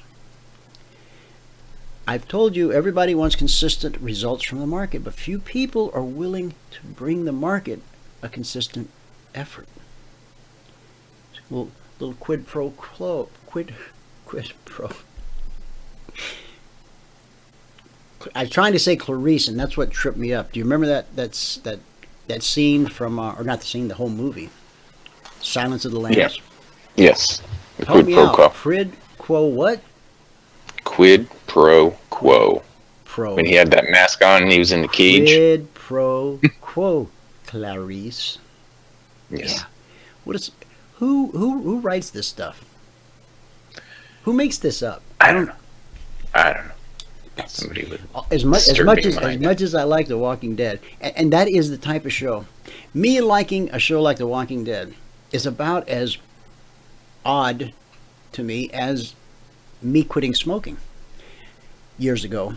No, 6, 7 years ago now, 5, 6, whatever. I was the quintessential Marlboro man. Smoking defined me. I looked good with a cigarette. You know, at least that was my clouded thinking, my tobacco-stained thinking. And now I see it with such incredible clarity from the other end. And I've never been a fan of horror movies, zombies. I don't even know who Chucky is. Okay, I do know he's that little doll with the knife, but I don't know what it means, and I don't want to know. Night of the Living Dead. Never saw it. If I saw it, I wasn't paying attention. But this Walking Dead, I do think they go a little over the top sometimes with the blood and gore, but I realize that, you know, that's what's paying for this thing. That's how they advertise it, because it's those people that like all that. I just like the plot. I like the characters and how they get knit together through their struggles that they go through. It's a great plot, great storyline, and great actors. And the star just left the show. Rick, the guy that's been leading them all these years. It's hard to believe. I think 8 seasons have gone by. And then they came out with Fear the Walking Dead, and I go, oh, it's just a cheap knockoff, man. You know, I mean, it's produced by the same people, but yet they started to develop those characters, and I fell in love with that too. And now I hear there's another one coming. I think it's in Europe, London. Okay, so anyway, I got off on all that. I don't know, somehow. I listened to the tape earlier. I never listen to the tapes, you kidding. All right, so on this pullback here, we start to walk sideways or over here. See, because price is above the BBC, I'm not. I respect the pullback.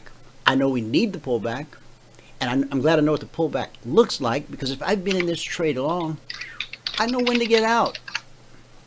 The market tells me, hey, Reeves, check your position. So we pull back. So now I got to just be patient. Now remember, we've scrunched up a lot of time here, these 30-minute candles. But here we start to go again, you know, and again. This move, it just barely took out that high, but it did put in a new high. So we come back.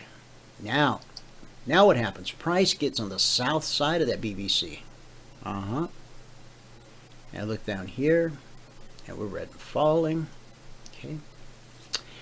If I want to take advantage of that, I can. Certainly. Why wouldn't I? Okay. That puts us at about 27 26.34 using a rough number over there. And it comes down to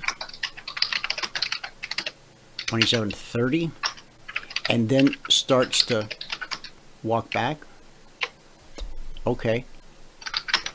That's a head fake. And when you get into a head fake, because, hey, he said price is below, it's red and falling, so I got in. Okay, but as soon as the chart shows you that being short is not the right position, you know, when this thing starts to turn blue and pull back to the BBC, please don't sit there going, well he said, and so I'm just going to believe it's going down. No, the chart's telling you it's not going down. It's giving you every possible indication it's not going down. Against all odds, no matter how you feel. And your feelings should be put out with your emotions. Just tie them to a tree before you come in. They'll be there when you're done.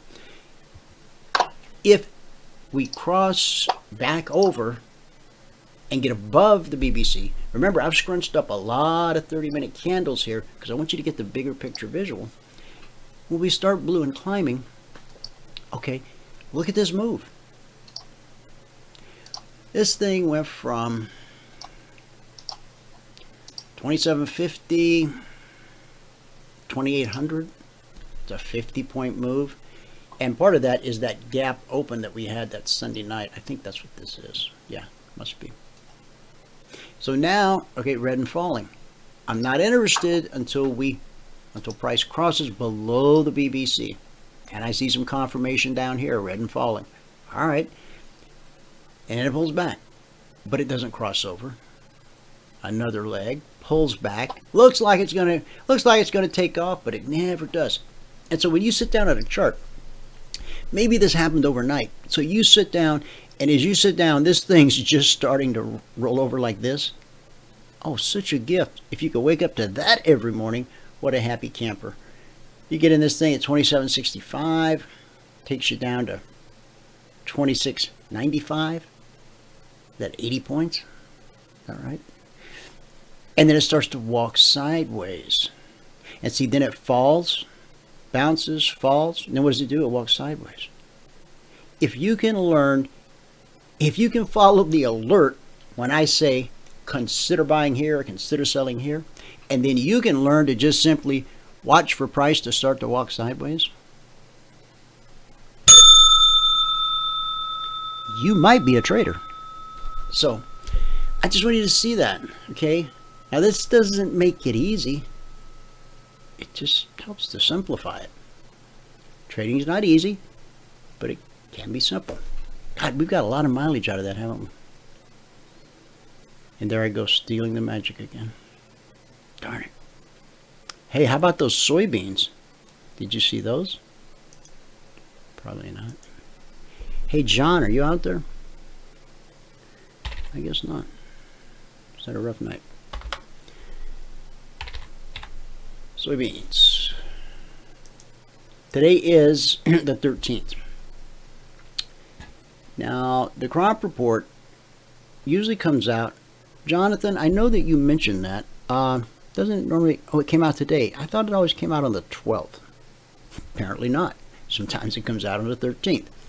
So, I don't know what the crop report said, nor do I need to, because I'm not real good at interpreting news. I mean, I'll just be honest. How about that? Okay. But if we do this, look, if we come here and go across here like that, resistance, resistance, we broke resistance, yay, but it was support. Okay, sideways, this could be support too. Okay, show me. Show me this is support. Well, see, it didn't show me. So when it failed to show me, well, then I got business to do on the downside. Not because of the ag report, not because of any news that I don't know how to interpret properly, but because of what the chart tells me. As soon as I open this chart this morning, I go, oh my goodness, we must have had the ag report today. I completely forgot yesterday. Because we don't trade soybeans as much as we don't talk about soybeans as much as we used to. Because, I guess we've had a falling out of some kind. we can't seem to agree on what's going to happen next. And I admit I don't know what's going to happen next. Now, some people may have seen this as a head, a shoulder, well, I mean a shoulder, a head, and a shoulder. And you could not have a more picture-perfect neckline. Well, we're not pattern people. I'm just pointing this out to those who are perhaps learning patterns. Nothing wrong with patterns. We have nothing against them. You can only drive one car at a time. Doesn't mean you can't have more than one car. You can only drive one at a time. You can have a lot of houses, vacation homes, but you can only sleep in one every night. And so Michael and I had to decide, you know, do we want to be pattern people, or who do we want to be? What's going to work for us? And so, and what you see and what we talk about every day and show you, well, that's what we found. Because we had a lot of complicated ideas. We had indicators and oscillators. I had indicators that had indicators. Did you know that? You can overlay an oscillator on an indicator. Oh man, you can really tune it up. But I don't know that any of it ever made me a dime. It was only when we began to strip all the stuff away, stuff we bought, stuff we coded, to start to strip it away and actually start to see the market. Because this tells you what you need to know. Whether you're reading it as a pattern, whether you're using our indicator set and our methodology, get your facts from the market. Not the talking heads on TV, not the long hairs on radio. Just ask the market. And if you don't know how to talk to the market, well, that's what we do. We teach you the language. We teach you how to talk to the market. More importantly, we teach you how to listen to the market. Because what you have to say to the market is not very important to the market. But what the market has to say to you, and what the market's willing to show you, if you know where to look and how to look, it's a bit revolutionary. And I hesitate to use that word. It's a little kind of an over-the-top word. But I think what we have and what we do in its elegant simplicity is revolutionary. Everybody wants to overcomplicate it.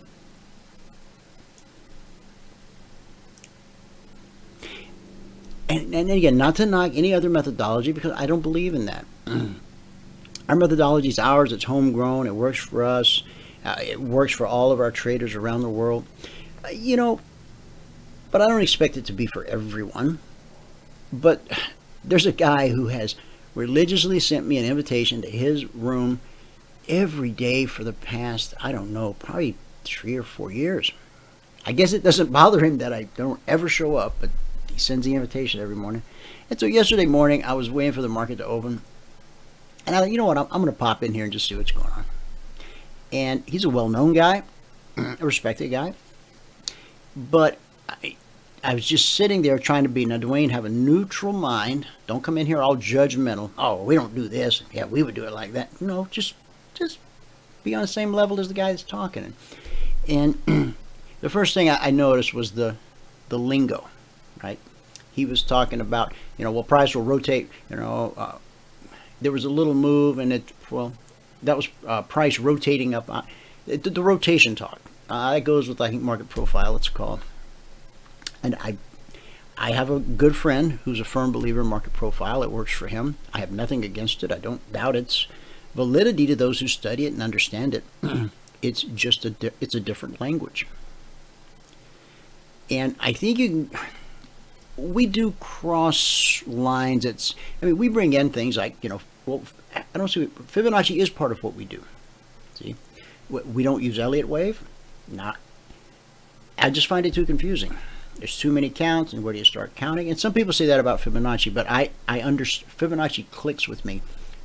I see Fibonacci in life, in nature, in all these things, in the roller coaster of life, the ups and downs. It's there.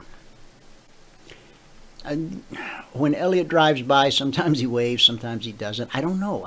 I'm not knocking it. Just don't understand it. And again, I can only live in one house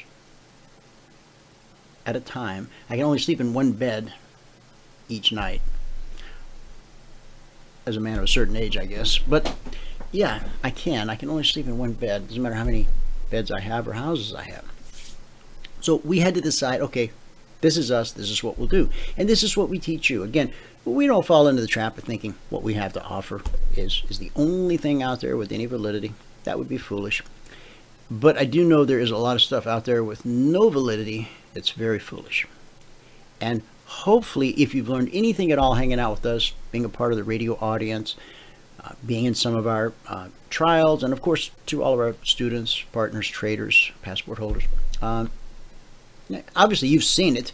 You came for whatever, I don't know, poke a stick at us. But the fact that you stayed, you know, that's what speaks volumes. The fact that so many of you came and stayed. I'm pretty excited by that, I must say. Guys, hold for me just one second.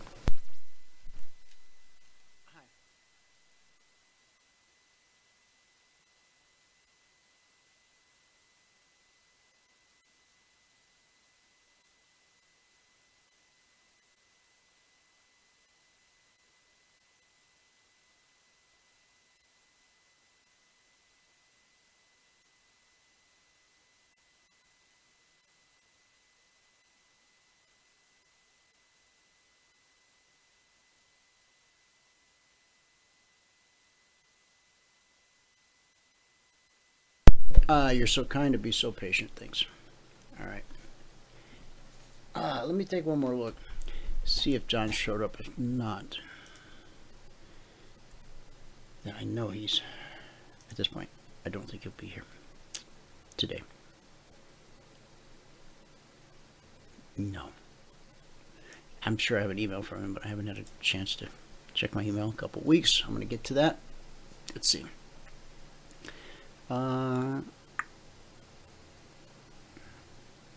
Colin says there's actually a book. I did not know this, Colin. Listen to the Market. A McGraw-Hill book by Colin speaking, my first guru, Ivan Krastens. I'm going to have to check that out. I don't know. I've not heard of Ivan. Don't know anything about him. And the book, I'll look forward to that. Colin, I'm sure you, having read that book, you've probably read Trading in the Zone by Mark Douglas. He was a friend of mine. I met him about 3 years before he passed, and we developed a good friendship over that period of time. Mostly by phone, but he lived not too far from me out in the East Valley here. He retired. What a great guy he was. You know, anyone in the audience, if you've never read Trading in the Zone by Mark Douglas, I consider it you know, like the de facto go-to trading book from the psychology standpoint, which is about 95% of trading, believe it or not. Anybody can get into a trade. All you get to do is click your mouse. Anybody can get into a trade. It's what happens after that that really matters. And what happens after that really has to do with the thoughts in your head and what you see or think you see. So anyway, Mark helps put a lot of things into perspective, especially about the business being a business built on probabilities. I'm happy to say that Audible is a sponsor of our radio program. Thank you, Audible. And since Amazon bought Audible, I guess I should say thank you, Jeff. You rascal. Yeah, thanks for sponsoring this show. And I'd like to give all of you a copy of Mark's book, Trading in the Zone. It's a legitimate copy. It's an audio book. And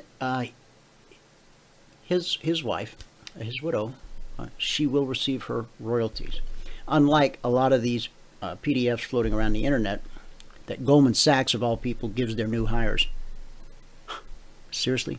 Goldman Sachs, they got to steal from the widow to give to the new hire. Why couldn't they just buy a copy? If they put that much value in it, why do they have to print them in the back room on the copier? I mean, really? Shame on you, Goldman Sachs. Did you know that the new CEO at Goldman Sachs spins records like a DJ. He on the weekends at posh parties all around.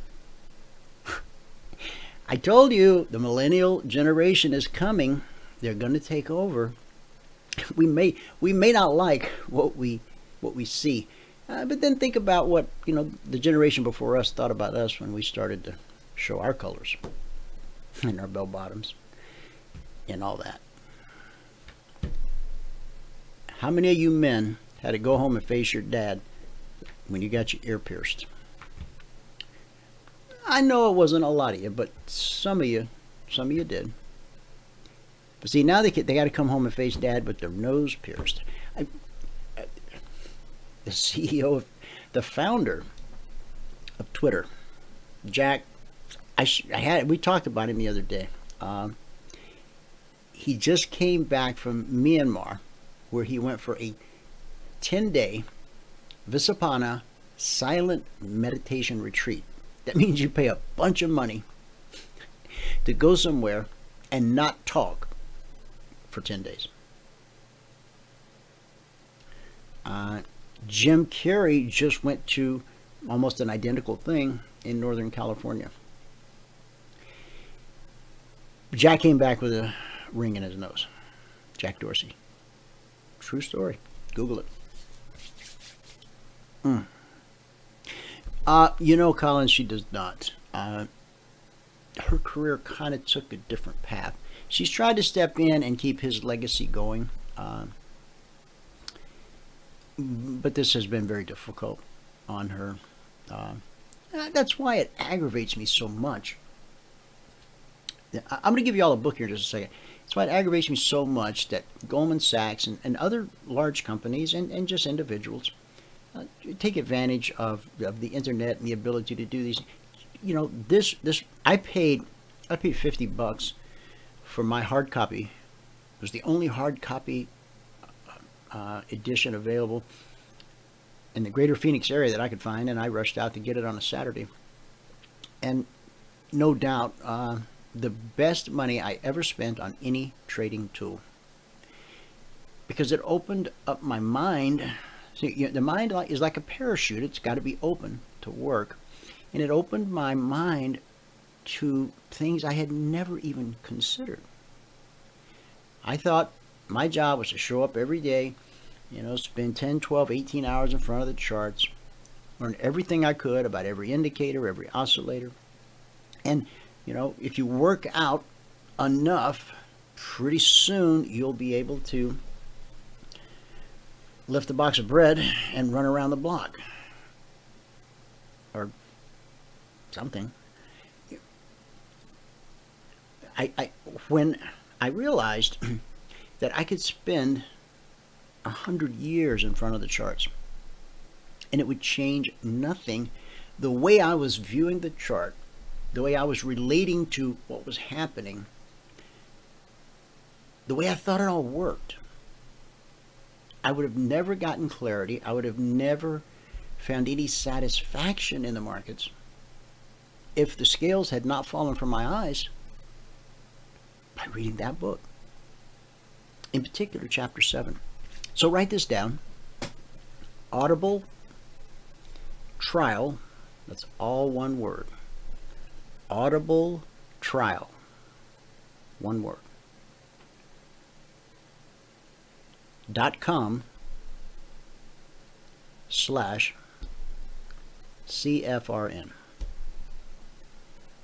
Audible would like to give you a free audiobook of your choice. They have, I've lost track of how many titles they've got. Hundreds of thousands now. When you go there, there's another book called Trading in the Zone. Make sure the one that you get is by Mark Douglas. Now some people go, well, I don't, a trading book, because we're all very visual with our trading. Trading, I don't think an audio book's going to cut it. Well, see, Mark's book has no charts, no graphs, no indicators, no oscillators, no pictures. Because he's talking about one of the most important facets of trading. What goes on between your ears versus what goes on the chart. The only way you'll know what I'm talking about is if you go to audibletrial.com/CFRN and get the book. If you don't have it, you'll be able to download it right after the show. An hour from now, you could be kicked back in your lazy boy listening to chapter 7. Of course, you're going to listen to the whole book. It takes about 7.5 hours. But I want you to start at chapter 7 because that's where he gets you, okay? The first chapter, it's maybe a little dry up front. But once you hit chapter 7, so I'm giving you dessert first. Go to chapter 7, get your eyes opened so that when you listen to chapter 1 and 2 and 3, you'll see it through that lens of clarity. If you change your thinking, you'll change your trading. And if you change your trading, you'll change your life. So if you want to change your life, go get that book today.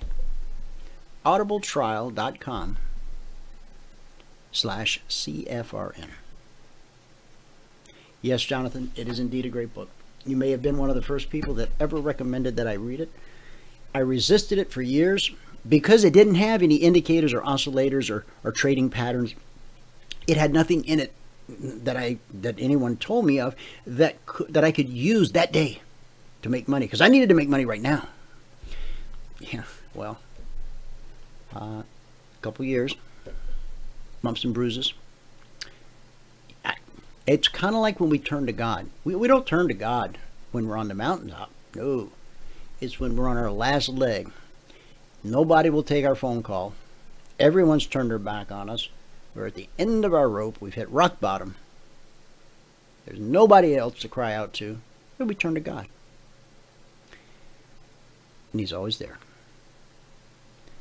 Now, for me, there were no more indicators or oscillators to buy, no more wacky ideas to try. And so, but the one constant thing over those 2 years were, you should read this book. Every time I started talking about any kind of problem issue, they go, well, you should read it. I heard it from many people who don't know each other. Now, I'm not the sharpest knife in the drawer, but I'm just thankful to be in the drawer. This thread here, I'm like, hey, so one Saturday afternoon, Michael and I, we had just met. He was on one side of the country, I was on the other, and I had sent him an email or something one morning, and he texted me back, or emailed me back, and said, you should read this book. Now, it's my new friend, another part of the country, same message. Hey, you should read this book. You ever heard of it? It was like, okay, that's it. Enough. I'm going to get the book. So I started calling around Phoenix. I finally found one copy. Asked the guy to hold it. He laughed. He goes, it's been on the shelf for 5 years. I go, waiting for me. Would you please hold it? He goes, yeah. I'll hold it at the counter. So I rushed over, got it, came home, read the whole thing. I sat in my lazy boy and read the whole thing on that Saturday, cover to cover. At least listen to chapter 7 a day, and then come back to the radio show tomorrow and tell me what a difference it made. Now, if you listen to it and the scales don't immediately fall from your eyes, it doesn't mean you're flawed. This means you need to listen to it again. Or maybe you need to sleep on it and then listen to it again. You know, sometimes you may you read scripture and you're, I wonder if it means this or it means that. I don't really, okay, let me just admit it. I'm not sure what this scripture means. But another day, and you could sit down, and by the power of the Holy Spirit, that scripture is open. It's as clear as day. And you're like, oh, well, why didn't they say that the first time? Oh, but he did. We got to have ears to hear. Okay, soybeans, when they come down over here, what do you think? Support? We already spiked it. Could it be that we've put in a leg? we got a double bottom. We put in a leg and a retracement, because these types of things are typically overdone. Okay, the numbers come out from the ag report and the bottom falls out. Okay, cooler heads prevail. People have had time to analyze that data, type it into their algorithms. Okay, maybe it's not as bad as it seemed. Yeah, that's possible. So we come here and go to here. Oh, by the way, this 30-minute chart, there is nothing magical about a 30-minute chart. There are no magical time frames. Oh, I thought there was. And I thought it had to be some iteration of a fib number. Let's just suffice it to say, and this is the voice of experience, there's no magic time frame. Just pick one, find one that feels right, and that's it. And if it ever stops feeling right, well, there's an awful lot to choose from. Go find one that feels right, and then get to know it. All right. So what have we done? From the low there, yeah. From I guess I didn't draw that perfect. Imagine that. All right. So from the low to the high, we pulled back. We are pulled back. Well, we pulled back to the 38 and bounced, put in a lower high. Now we pulled back to the 62. We're spiking the 62. And we're only 4 minutes into this candle. So will this hold as support or not? I don't know. Maybe we don't even get there. Maybe the 62 holds. We just saw an example of how much a candle can change over a little bit of time. Did we ever go back and look at that? I don't think we did. But you see, once it happens, you'll be able to go, oh, okay, so that's what happened. Now you know what to do. The market just showed you, just told you. Okay, so I've been talking for a long time. Let's see which candle it was that we were so infatuated with there for a minute. It was this one. Okay. It didn't, remember I said it might have a big wick? Well, it did. And I said the body could even turn green. It didn't. That's still bullish in the context it's given. It would be far more bullish if it were green. And of course, we can't get truly bullish until price is on the other side of the BBC. Like this. So see, for us to start taking long trades, the market's got to do a lot of work here. But we're still interested in what's happening here. Now look at this. Now, here's another great example. This candle opened here, went down just a little bit, and then it ran all the way up to 26.54. It's a 10-point move. In one 30-minute candle, it ran up. Now, imagine this was a great, big, huge green candle. Something along the magnitude of this. Yeah? Here's the difference in these two huge green candles. This huge green candle was below the BBC, and this huge green candle was above it. Oh, that sounds so simplistic. Now, here's evidence. Now, I know anybody can look like a genius with a historic chart. So I'm not trying to be that guy. I'm just trying to show you a basic truth about trading. Okay? All right. So this is how that candle we were watching ended up. And this is what happened next while I was talking about the other chart. So over here in soybeans, you can watch that. Oh, did the 62 hold? Well, there's only 6 minutes into this 30-minute candle, so it'd be a little premature to say that at this point, right? Am I saying you couldn't place a trade based off this candle? Oh, you could.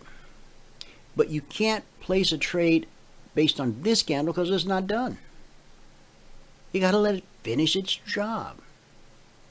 Unless your strategy embraces, okay, well, when we take out the low of this candle, then I'm going to act on this candle. Okay, You see, what you're really acting on is this candle. And that's just one example.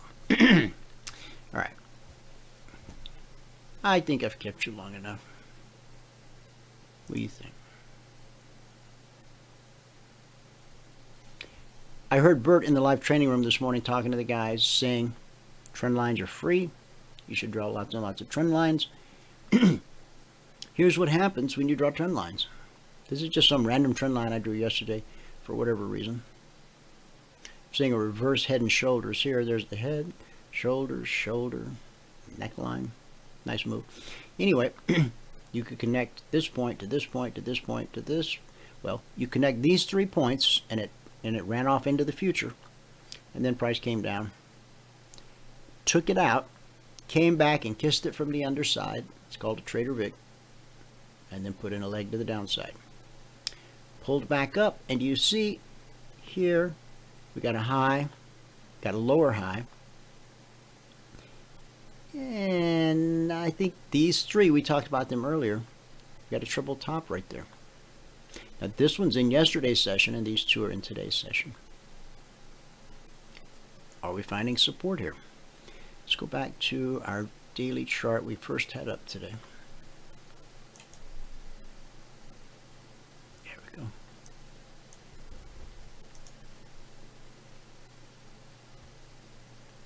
Remember, beginning of the show, we were talking about this move between the 38 and the 50, you know. I kind of felt like it might go to the 50, but you know what? I've learned that my feelings matter very little to the market and the outcome of every day. How I feel about it. It's not relevant. It's not logical.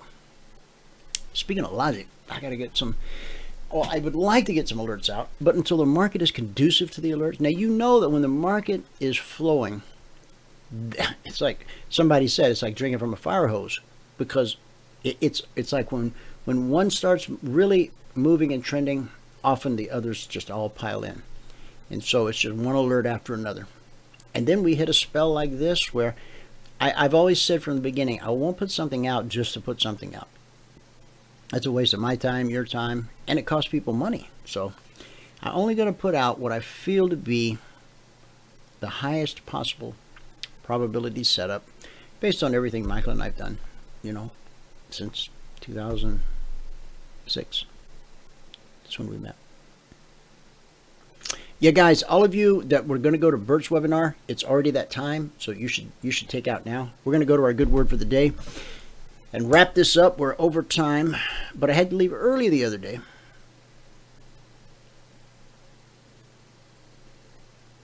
Joan, you are so kind. Thank you. It's very nice of you. Yeah, we had to cut the show short the other day, so we run a little bit over today. That's okay. Good word for the day.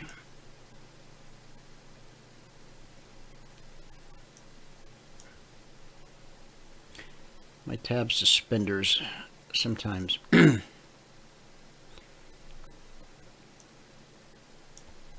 think I'm going to try another. There's a few variations of, so you can have 100 tabs open, but you're not sucking up energy, and all the unused tabs, they're suspended. That's the plugin I use right now, Tab Suspender. But the one I recommended to Michael was, I think, Tab Corral. And then we give that one a try. They're free. You just go to the Chrome store, and it's a plugin. You just plug it in. But you got to unplug the other one. I think you run into trouble if you've got Tab Corral and Tab Suspender running at the same time. We talked last about it's a choice. Today we'll talk about staying focused on what's important. Now, in order to stay focused on what's important, you got to know what's important. Going to the game on Saturday with the guys, because you already got ticket, or I don't know, you got. What's more important? Going to the game with the guys, something that you dearly love and enjoy, and you should be able to do those things. Or I don't know. You forgot it's the father-daughter dance, and you're taking your daughter, and somehow you forgot that, knucklehead. Oh, what are you going to do? Well, obviously you're going to do what's most important to you. Sadly, I think some guys might go to the game. But we know what we should do, right? And so once we identify what's important, and if you have trouble identifying what should be important to you, hopefully you have someone to talk to. Hopefully you have a mentor. But you can always talk to God. Holy Spirit lives inside of you. You got an in-house consultant. Yeah? An in-house consultant. And it was paid for many years ago. The bill's already paid. That's grace. God's grace on your life and mine. Isaiah 50 verse 7 says, I have set my face like a stone, determined to do his will.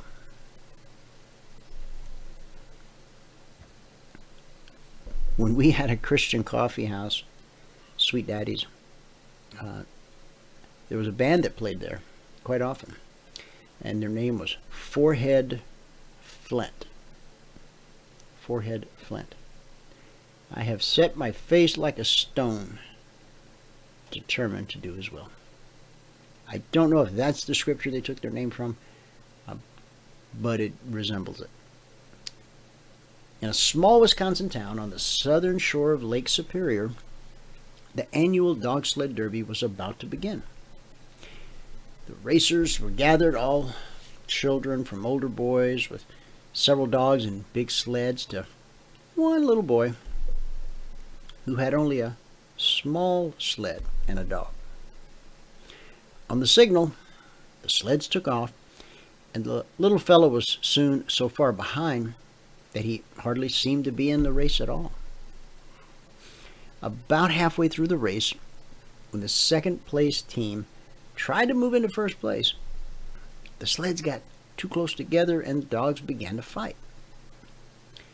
As each of the other sleds in the race came upon the fight, more dogs got involved. The scene was soon one big seething knot of kids, sleds, and barking dogs. All thought of the race just vanished from the minds of the racers. You know there's a however here. However, comma, the one little guy and his dog managed to skirt the others, and, well, you know the story. He went on to win the race. Right Path founder and business coach Jerry Mabe tells employers that when they hire managers, they should look out for the shiny object people. I used to be a shiny object guy. Why should they look out for shiny object people? Because like children, they're easily distracted by other things, and the job ultimately suffers under their watch. To succeed in life, in marriage, in business, in trading, in your relationship with God, you must stay focused on what's important. Relentlessly pursue that goal without wavering, without hesitating. Your eye cannot be on what's tripping you up at the moment, because you'll overcome that. If you stumble, you'll get back up, right? I mean, you do always get back up, right? Of course we do. And so our eye has to be on the finish line. Whatever battle we're going through today, that's all it is. It's just a battle. Now, if we focus too much on the battle, if we don't, you can win the war without winning all the battles. If we lose today's battle and we've lost sight of the finish line, if we've lost sight of why we even got involved in this, we're going to become disheartened, disenchanted, discouraged.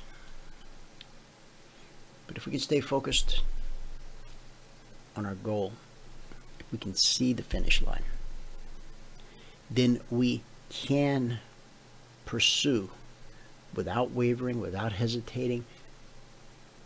On the worst day, we can be highly encouraged because we know where we're going.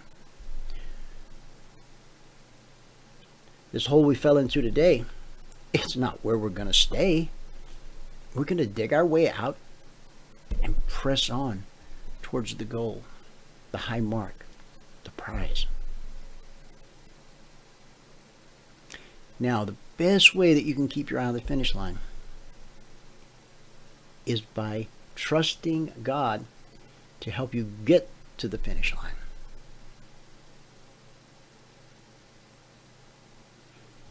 If it's important, God put it in front of you, put it in your heart, put it in your mind. So you're not running this race alone.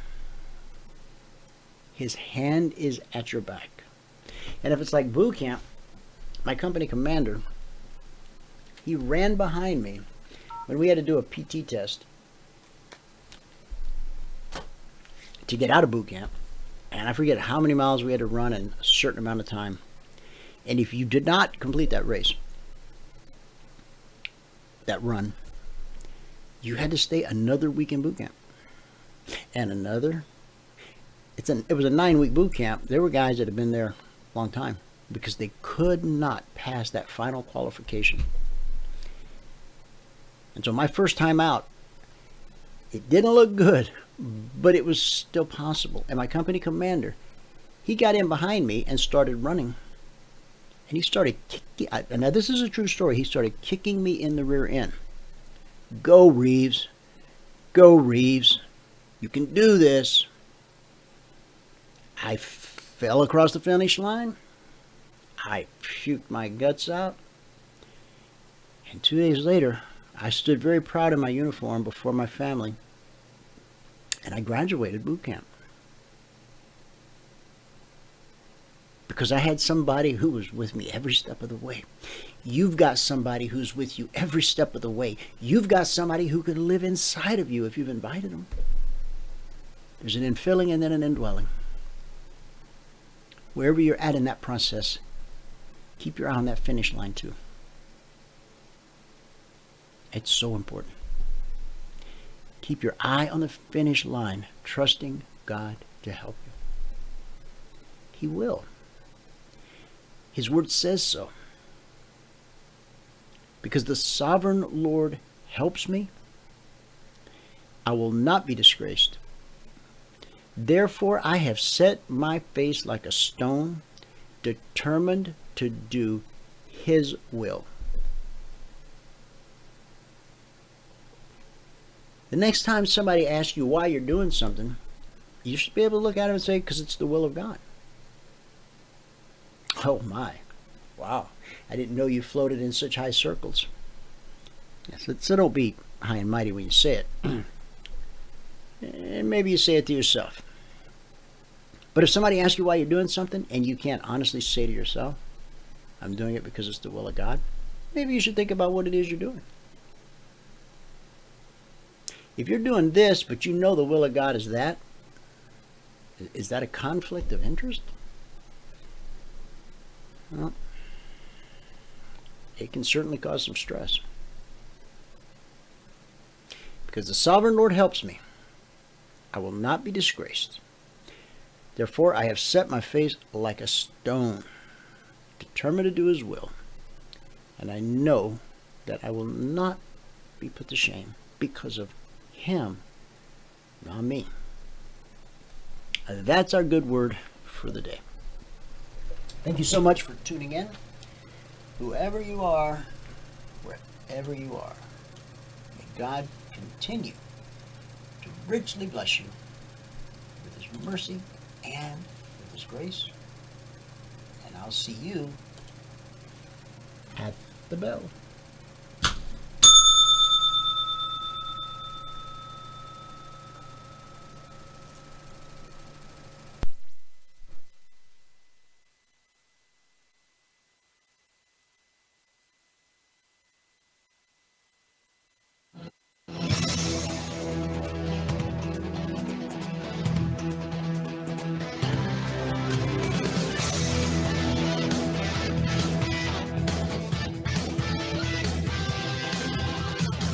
Remember this, there is no greater return on investment than to see a human life changed and given hope. As always, pray hard and trade safe. Any financial information discussed on this show is simply the opinion of our host, Dwayne Reeves, his co-hosts, and guests. To learn more about trading Emini Futures or to take a 1-week free trial in our live trading room, call 1-866-928-3310. 866-928-3310. Information discussed on this radio program should not be construed as a recommendation to buy or sell any security. Always do your own due diligence and consult with a licensed securities broker or financial planner before making any investment decision.